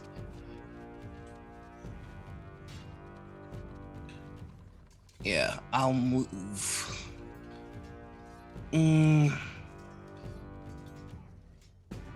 Yeah, that way. So I'm just gonna park it over here, and I believe he gets an attack of opportunity. Yes, he does. He will take a swing at you on your way by, and critical hits. Yep, that's gonna be an alley. That is 10 bludgeoning Okay. and 35 radiant. I've looked better. That's a lot. Fucking oof. All right. Yep. Still standing. But that is my turn. Okay, Soul. You see Uther stumble away from this figure that lays a massive hit on the back of his head. Okay. Do I recognize what it is? You recognize it as a fallen deva. It is a angelic being that has lost its touch with the divine. Okay. There are some similarities to a Saint Mardukov of the Morninglord. Okay. Now I'm going to use something I saved for a while now. I am going to cast Magic Circle with one of my remaining spell slots.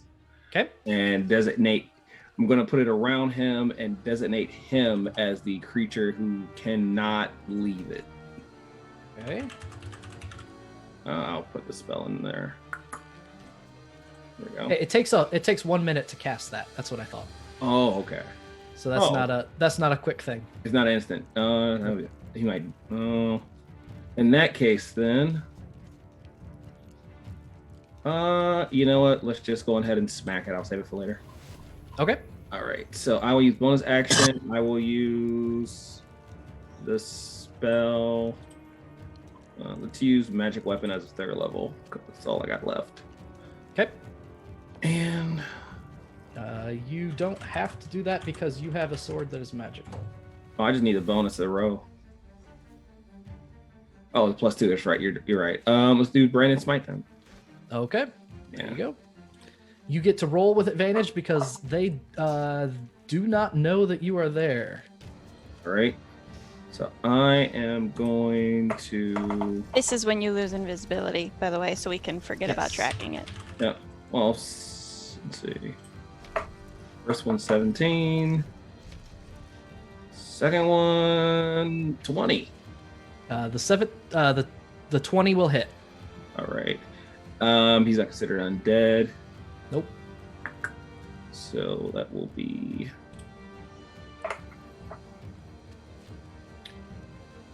plus the original. So that will be with the smite. Apologies. That will be 27. 27. 13 radiant. So basically, Soul's gonna run up with his big old sword, and I guess, you know, he's gonna shout sneak attack as he comes. Are you fucking kidding me? Uther's soul appears and absolutely lays out this Deva with a huge hit. Can't believe I'm being saved by the robot. The abbot stumbles and he turns his face. And it takes a moment for his eyes to refocus on you, and as they do focus, What are you made of? you have 2 attacks, I believe. Yeah, I do. So The second one is not at advantage. Oh, wrong. Can I shout something at Soul? Go ahead. Be careful. This thing heals. Oh, that strikes a 23 to hit. 23 will hit. Because the one time I want to show off. I guess that's going to be regular damage. So that's not 1d10. Oh, 1d10 before, of course. So that is 8. 8 it is. And I'm gonna look. Let's see. Why can't I see Uther? Is he on the other side of me? Yeah, he's behind you. Oh, okay. Hey, No, that's fine. You can hide in the bushes. All right. I would like to take my legendary action now.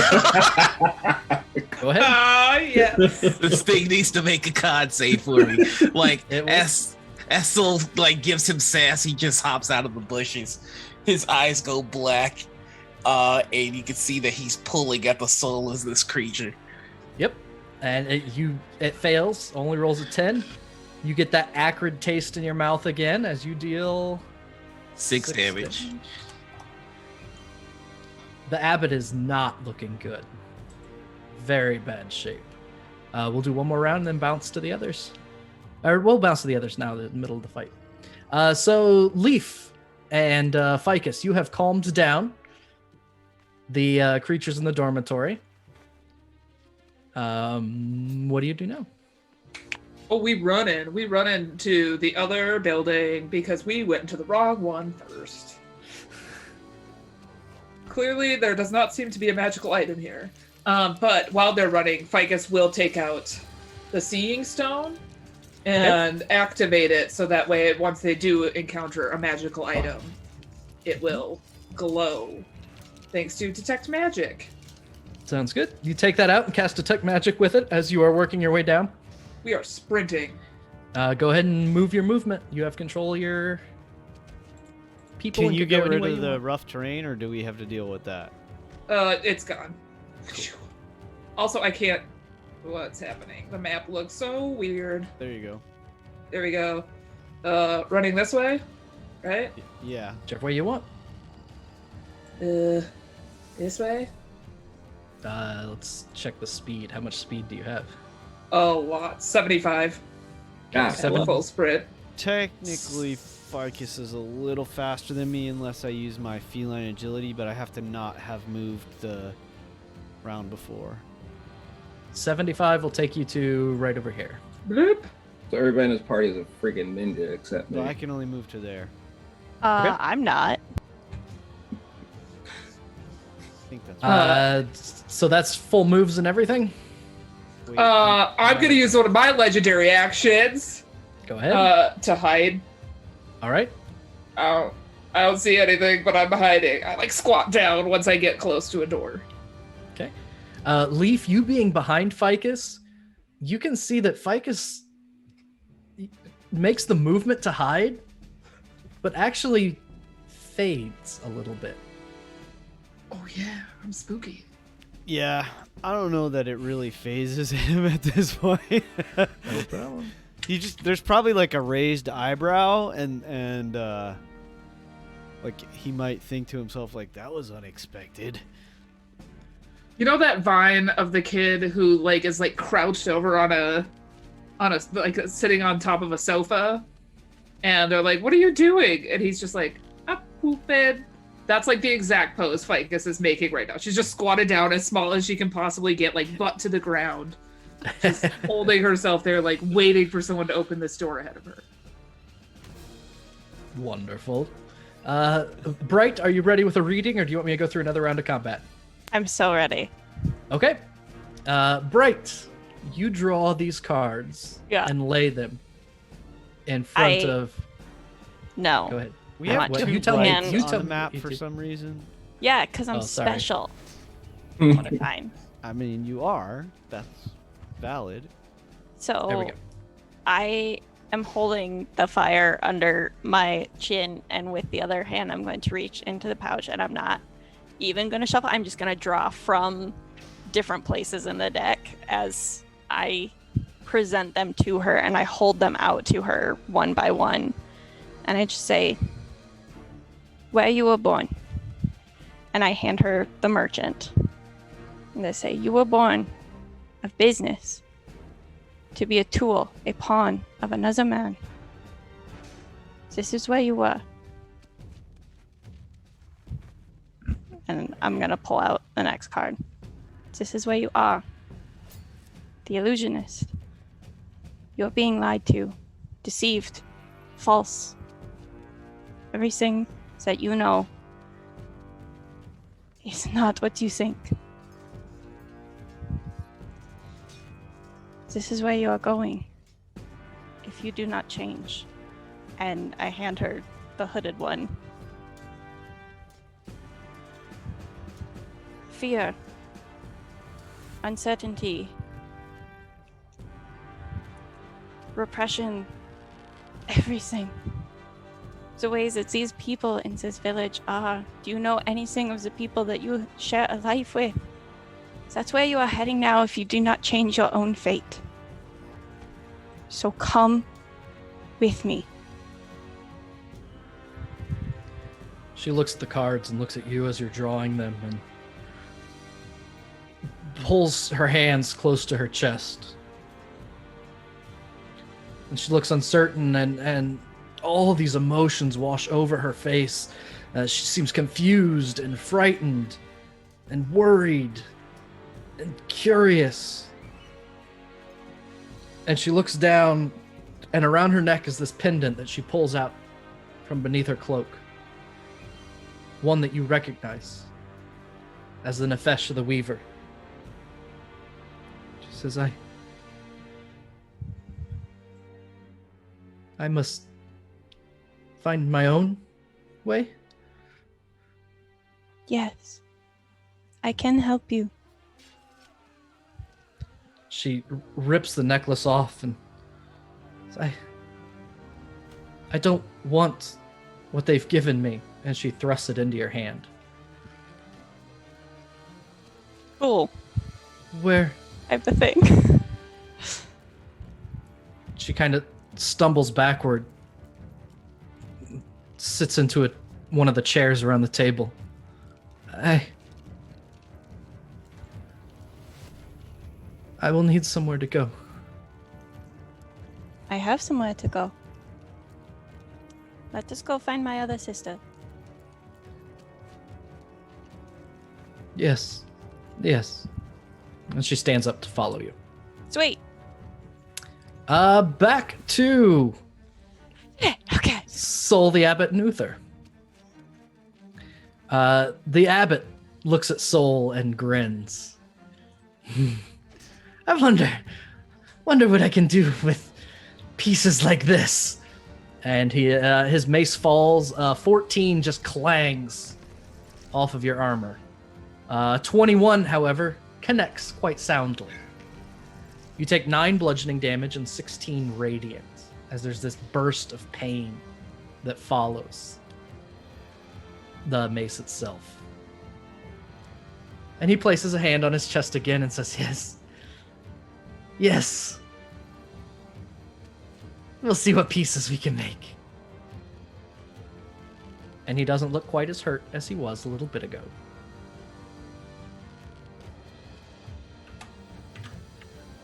Uther.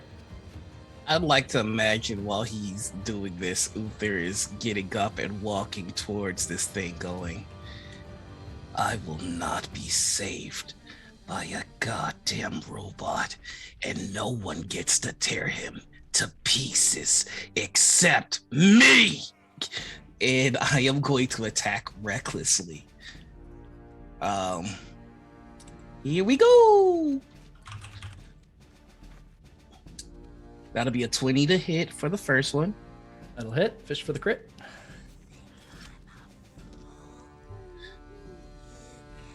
Uh, 25 for the second one. And I would like to now enter a Frenzy Berserker Rage and attack off with my bonus action. Go ahead.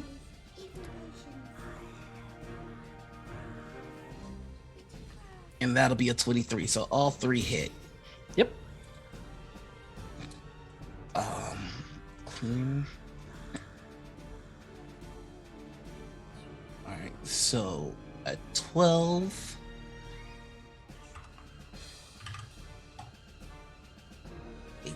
Oh, no, not 12. 15, 19. I get to re-roll the 1.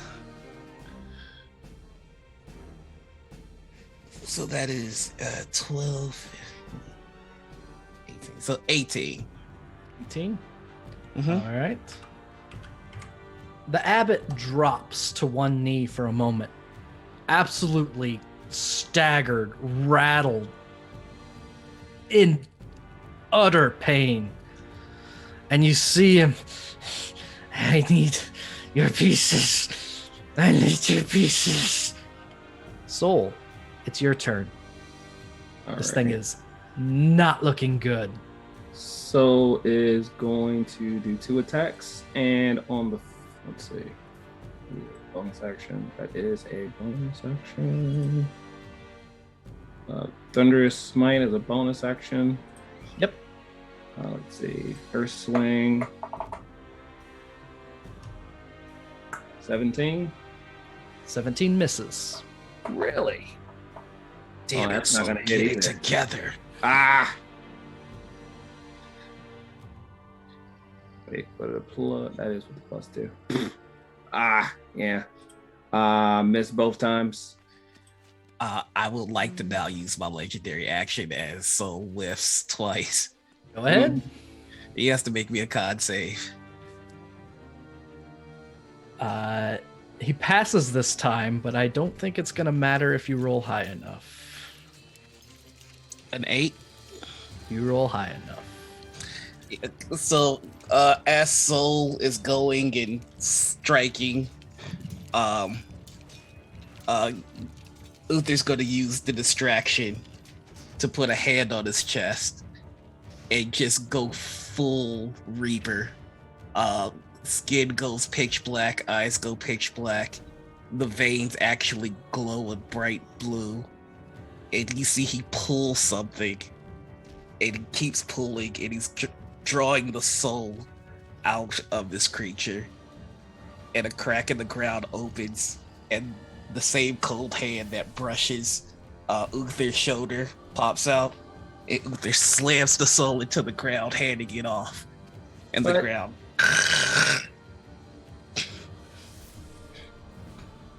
The Deva collapses in a heap, with nothing but a disembodied voice passing below, getting quieter and quieter with each moment. Pieces. I need the pieces. Pieces. About the time the Deva collapses is when Ficus and Leaf burst through the dormitory doors. Bright, slowly walking out of the chapel. And you all see each other across the way.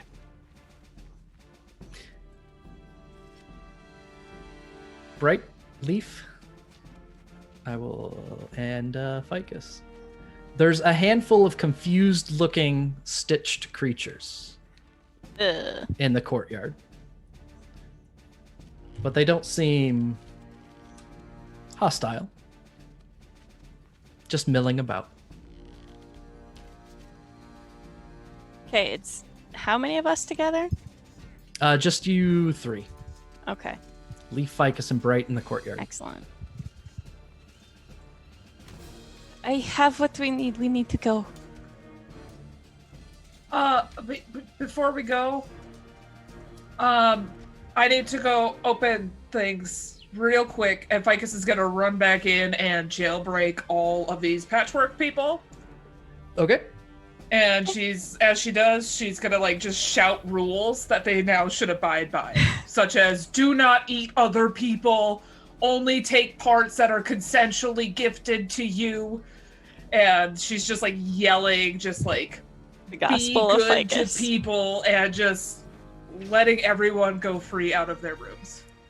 Okay. It doesn't take too long before everyone convenes together, the entire group, somewhere in the courtyard of this abbot. You find yourselves together.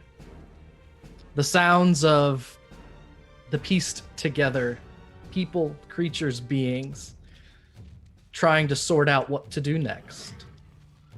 The gentle music from the belfry not too far away, begins to play. And the whispers that spread around these halls grow quiet.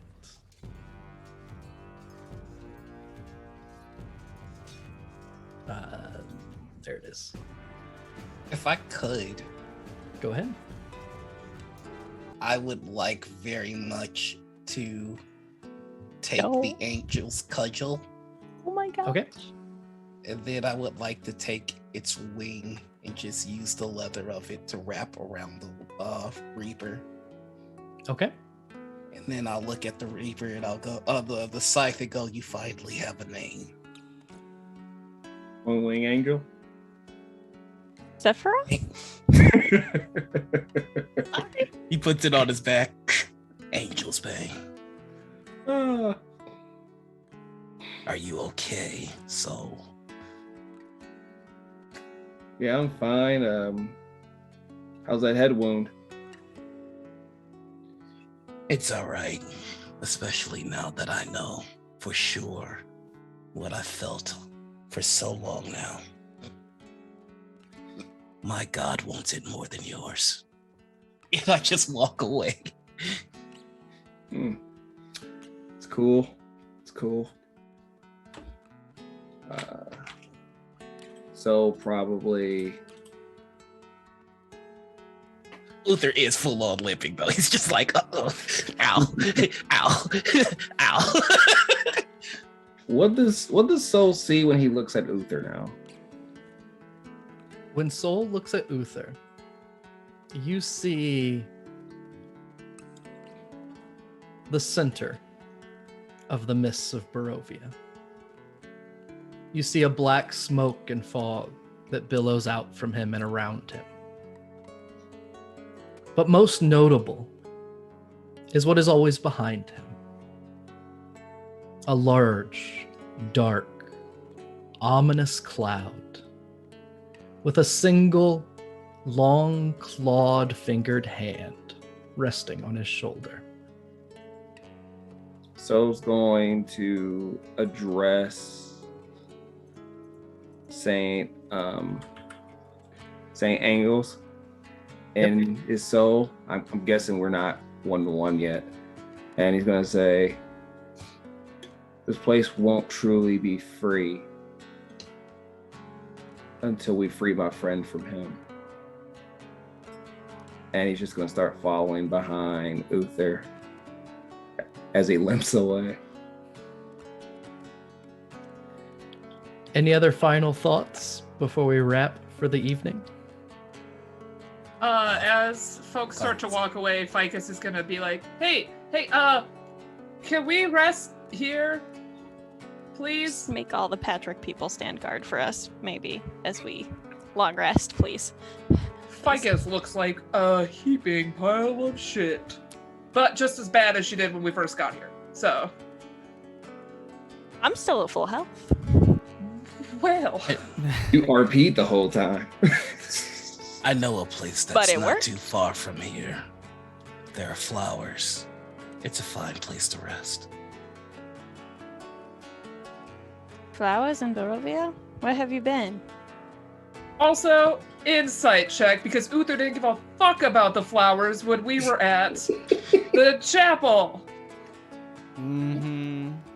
You did not give two shits. This is I all asked you to sketch. come hang out with me in the flower bed, and you're like, fuck you, Ficus. Bye. So He something was wrong with these nice. flowers if Uther No, likes he didn't say anything. He walked away. What'd you get? Let's see. I got that. Whatever that was. A 16. There's a place of interest that he wants to go, that he has been to before, and that he's very curious about.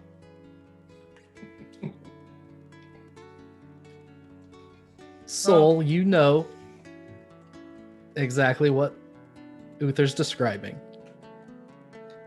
And you understand fully its properties. The ability to separate beings united.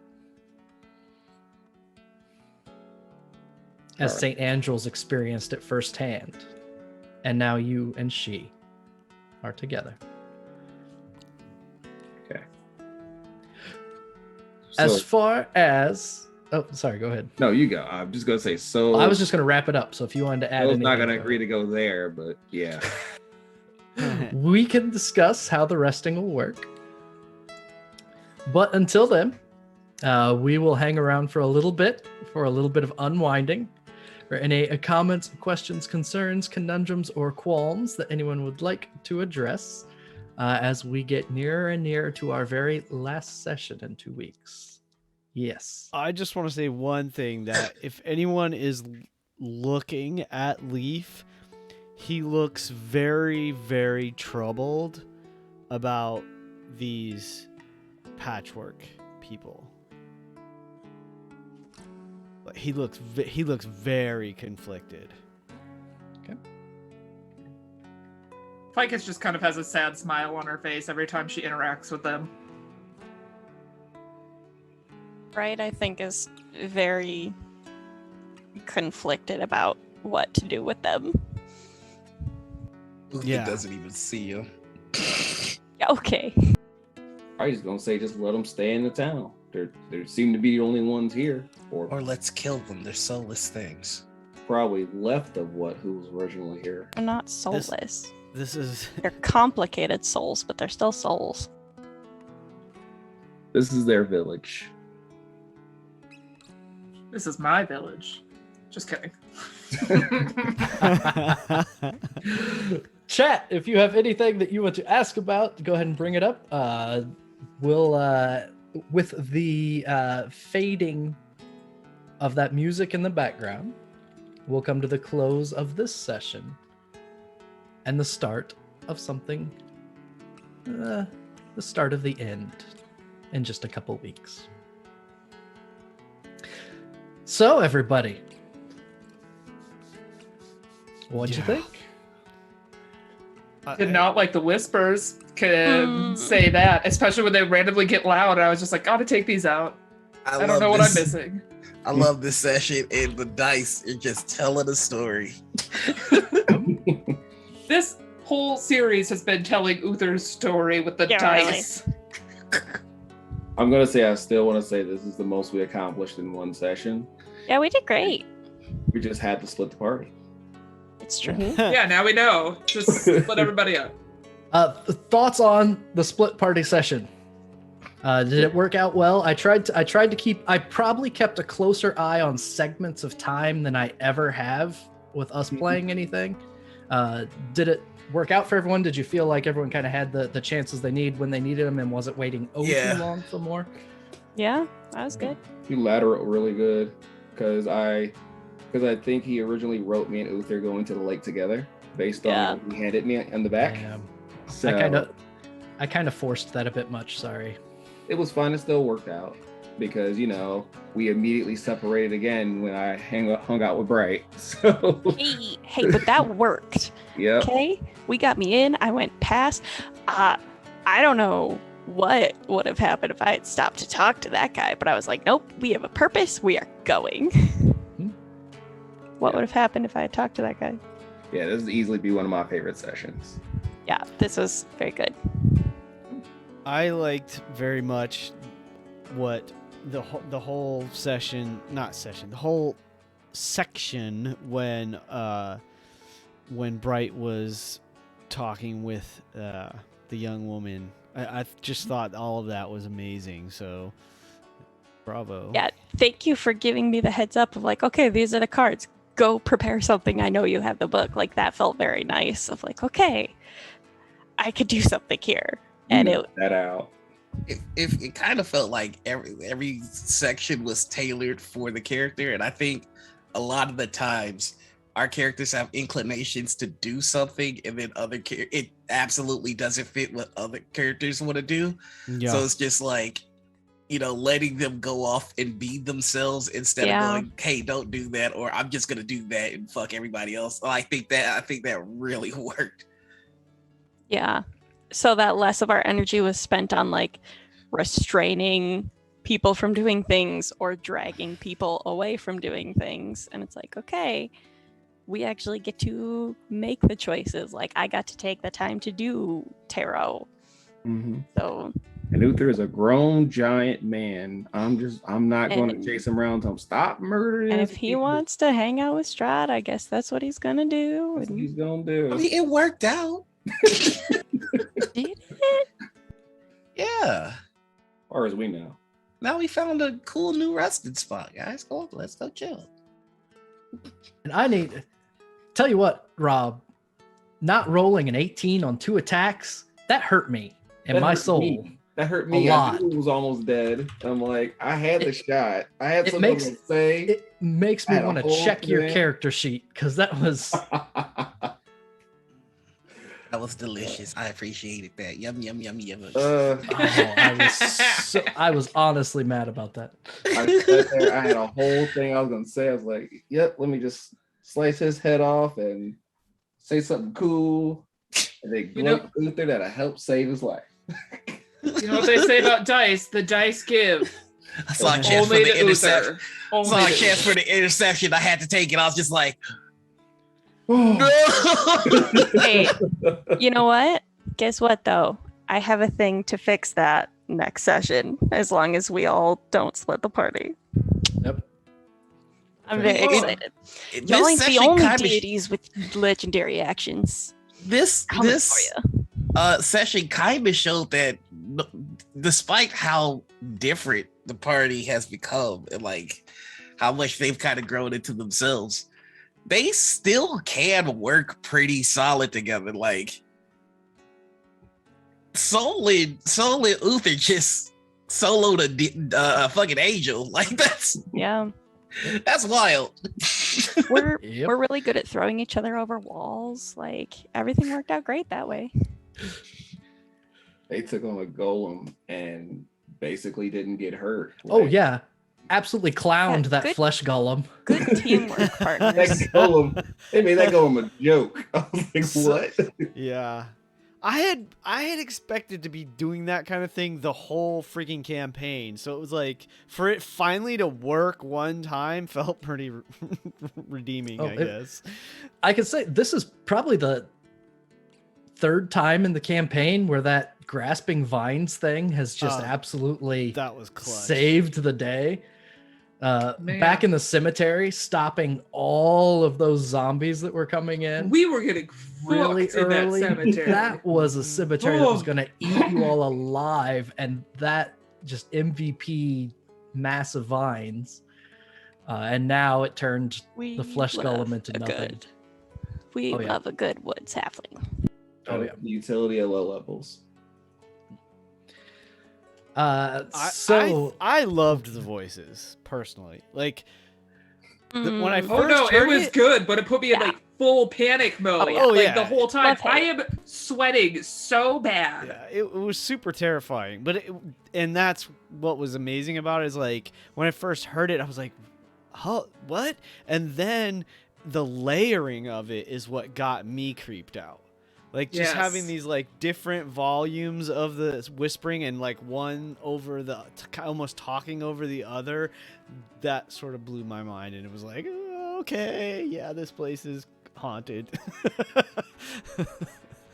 That was a 10-minute loop I put together with some random distances between the sets of whispers. I went for 10 minutes because I figured if it's 10 minutes, you'll mostly forget, like you'll hear one of them one time through, but something will be happening so you won't hear another.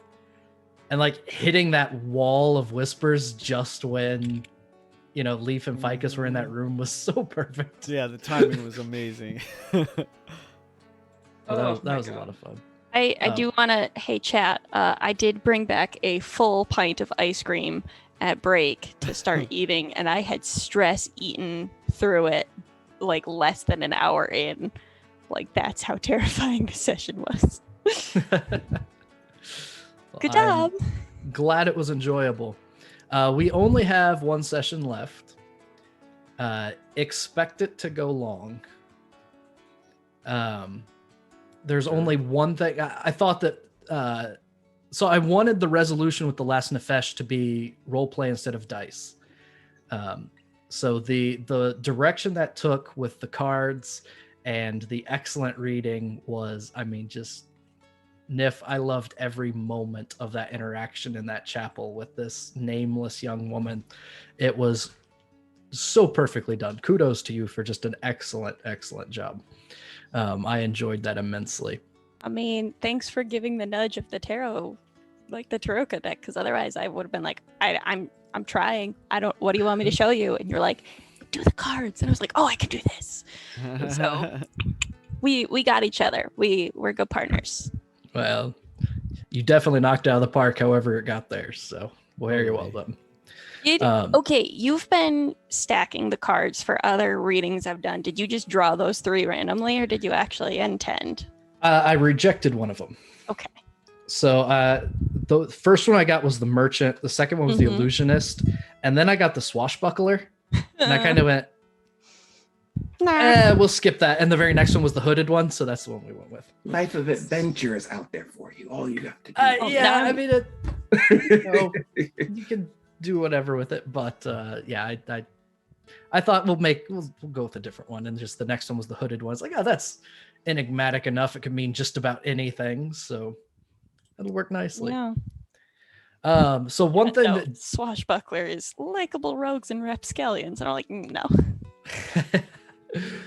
One thing that we didn't do tonight that I thought we might get to is the trip back to the swamp.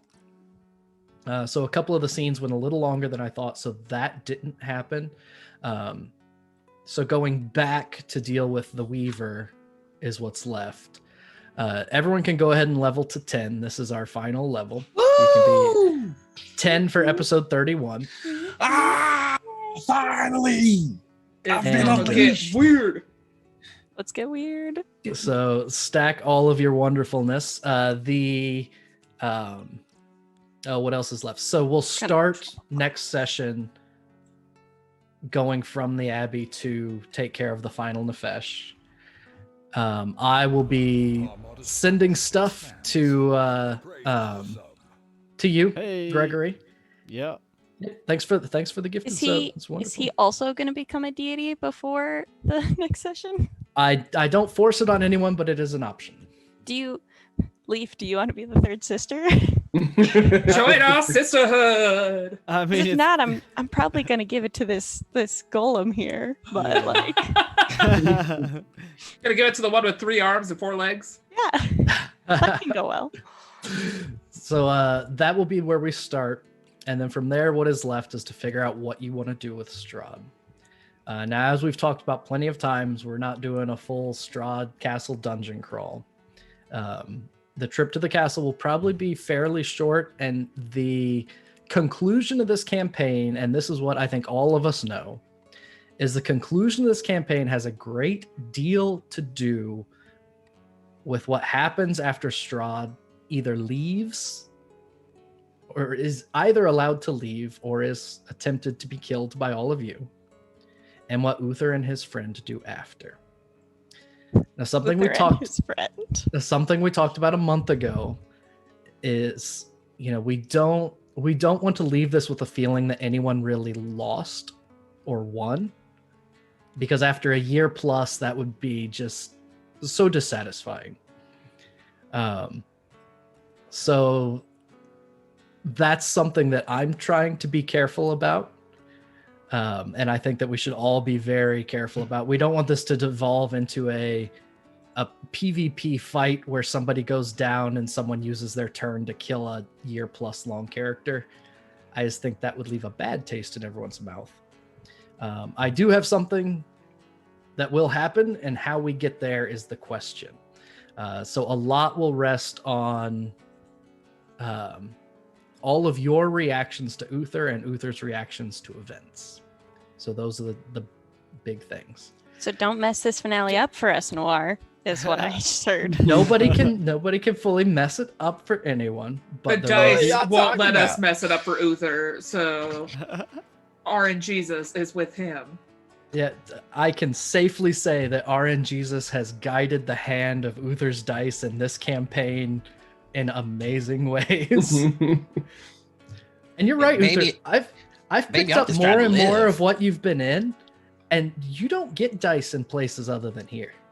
I'm telling y'all. At all. Uther's just trying to live his life. People mad at him. I don't understand. This just means I gotta play more D&D so I can also get powers in a single campaign. Yep. So that is the plan for our final session, is the trip back to the swamp, which will be fairly brief, and then the trip to the castle and what happens with Strahd. Guys, the unicorn journal is only half full, though. That just means there's more adventures to put into it. Right. One shots. If we all live. If we live. If we get out. I mean, We'll come back. bending the knee is not that hard. I don't understand. I've got little Right. legs. Then you do it. Exactly. To me. Lathander in your heart.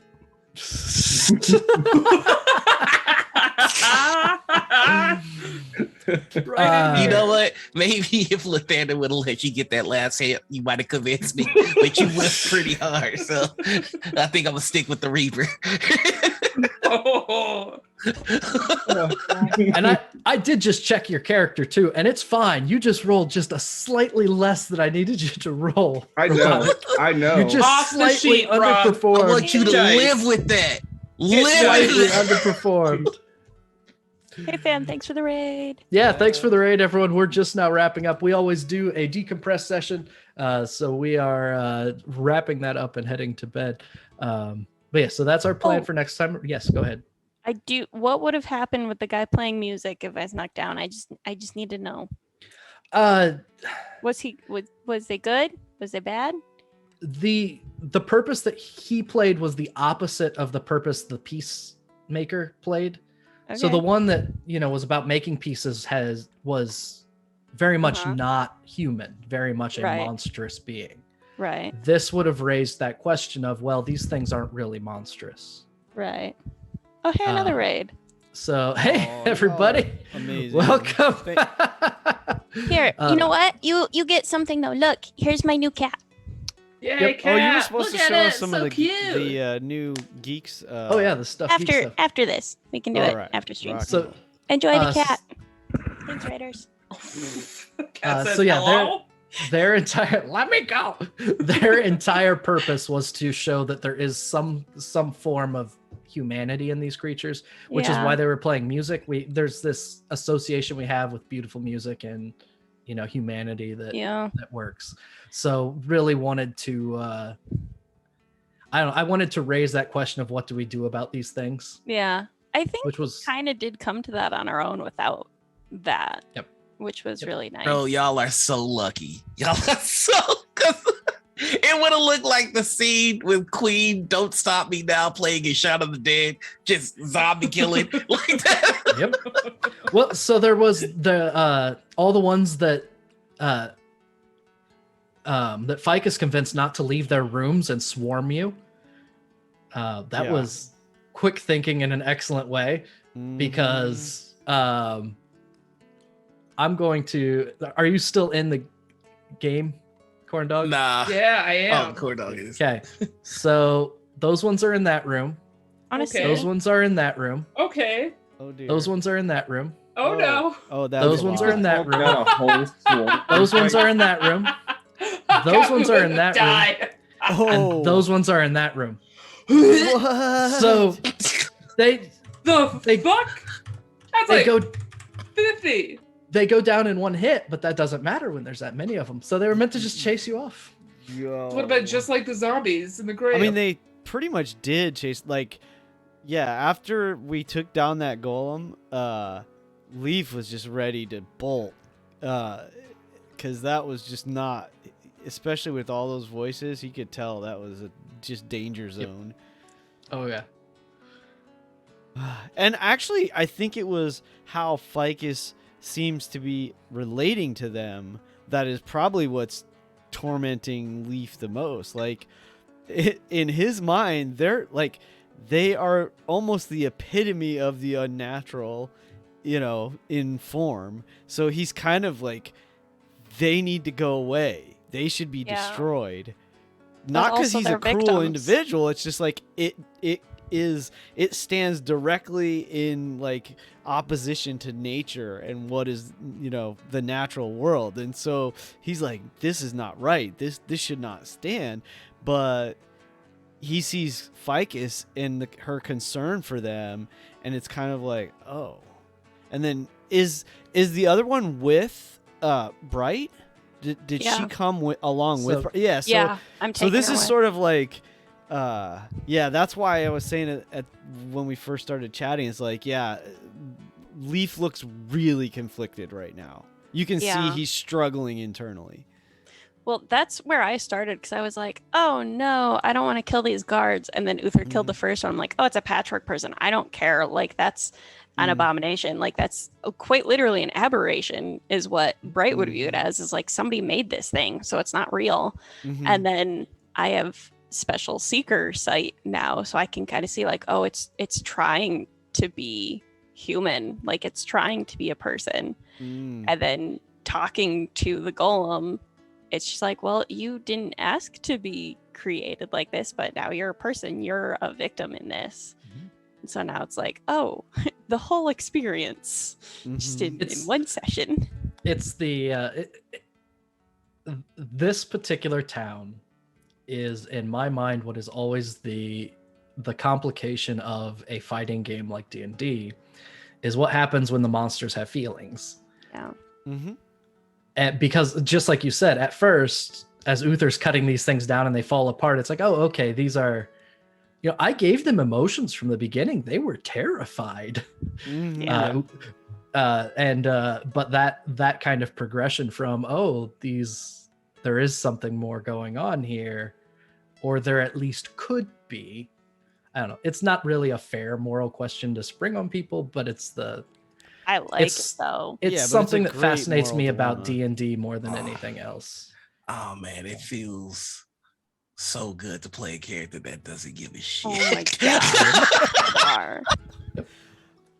I mean, that's kind of just like, well, anyway, you're not playing him this way, but that's kind of like the fundamental quintessential murder hobo. It's like, we don't care. We're just going to kill it. It's in our way. But you're definitely not playing. He's absolutely like a murder hobo. He just has a religious reason for it. Yeah. I just like, I'm so used to playing like paladins and bards and stuff that's just like, let's talk this out and find a reason. Just like, kick the door down, murder everybody. No, you're a crusader. That's what you are. Oh, you're right. Oh God. Ooh, I don't like the taste of that. Don't say that. But that's what you're doing. Oh, shut up. No, I mean, the funniest thing about Uther's development is Uther has ended up becoming exactly what this Reaper creature, or whatever you want to call it, this darkness, has always wanted, and yet he's the one from the beginning that didn't want anyone to force him to do anything. So it is. I have enjoyed that so much. It helps the dice going your way sit better in my stomach when the like viewer of the story part of me, because I love watching the story that you guys are telling. The viewer part of the story is going, oh, I really, really wish Soul just would have rode in and saved Uther. I would have loved Uther to have gone unconscious during that fight with the Deva and have woken up to Soul healing him. Part of me just wanted that so bad. And then you stumble away and then the thing crits you on the back of your head. And I'm like, yes, he's going to go down, and Soul's showing up again. And then Soul misses the hit and Uther gets the hit. And it's the whole cycle again of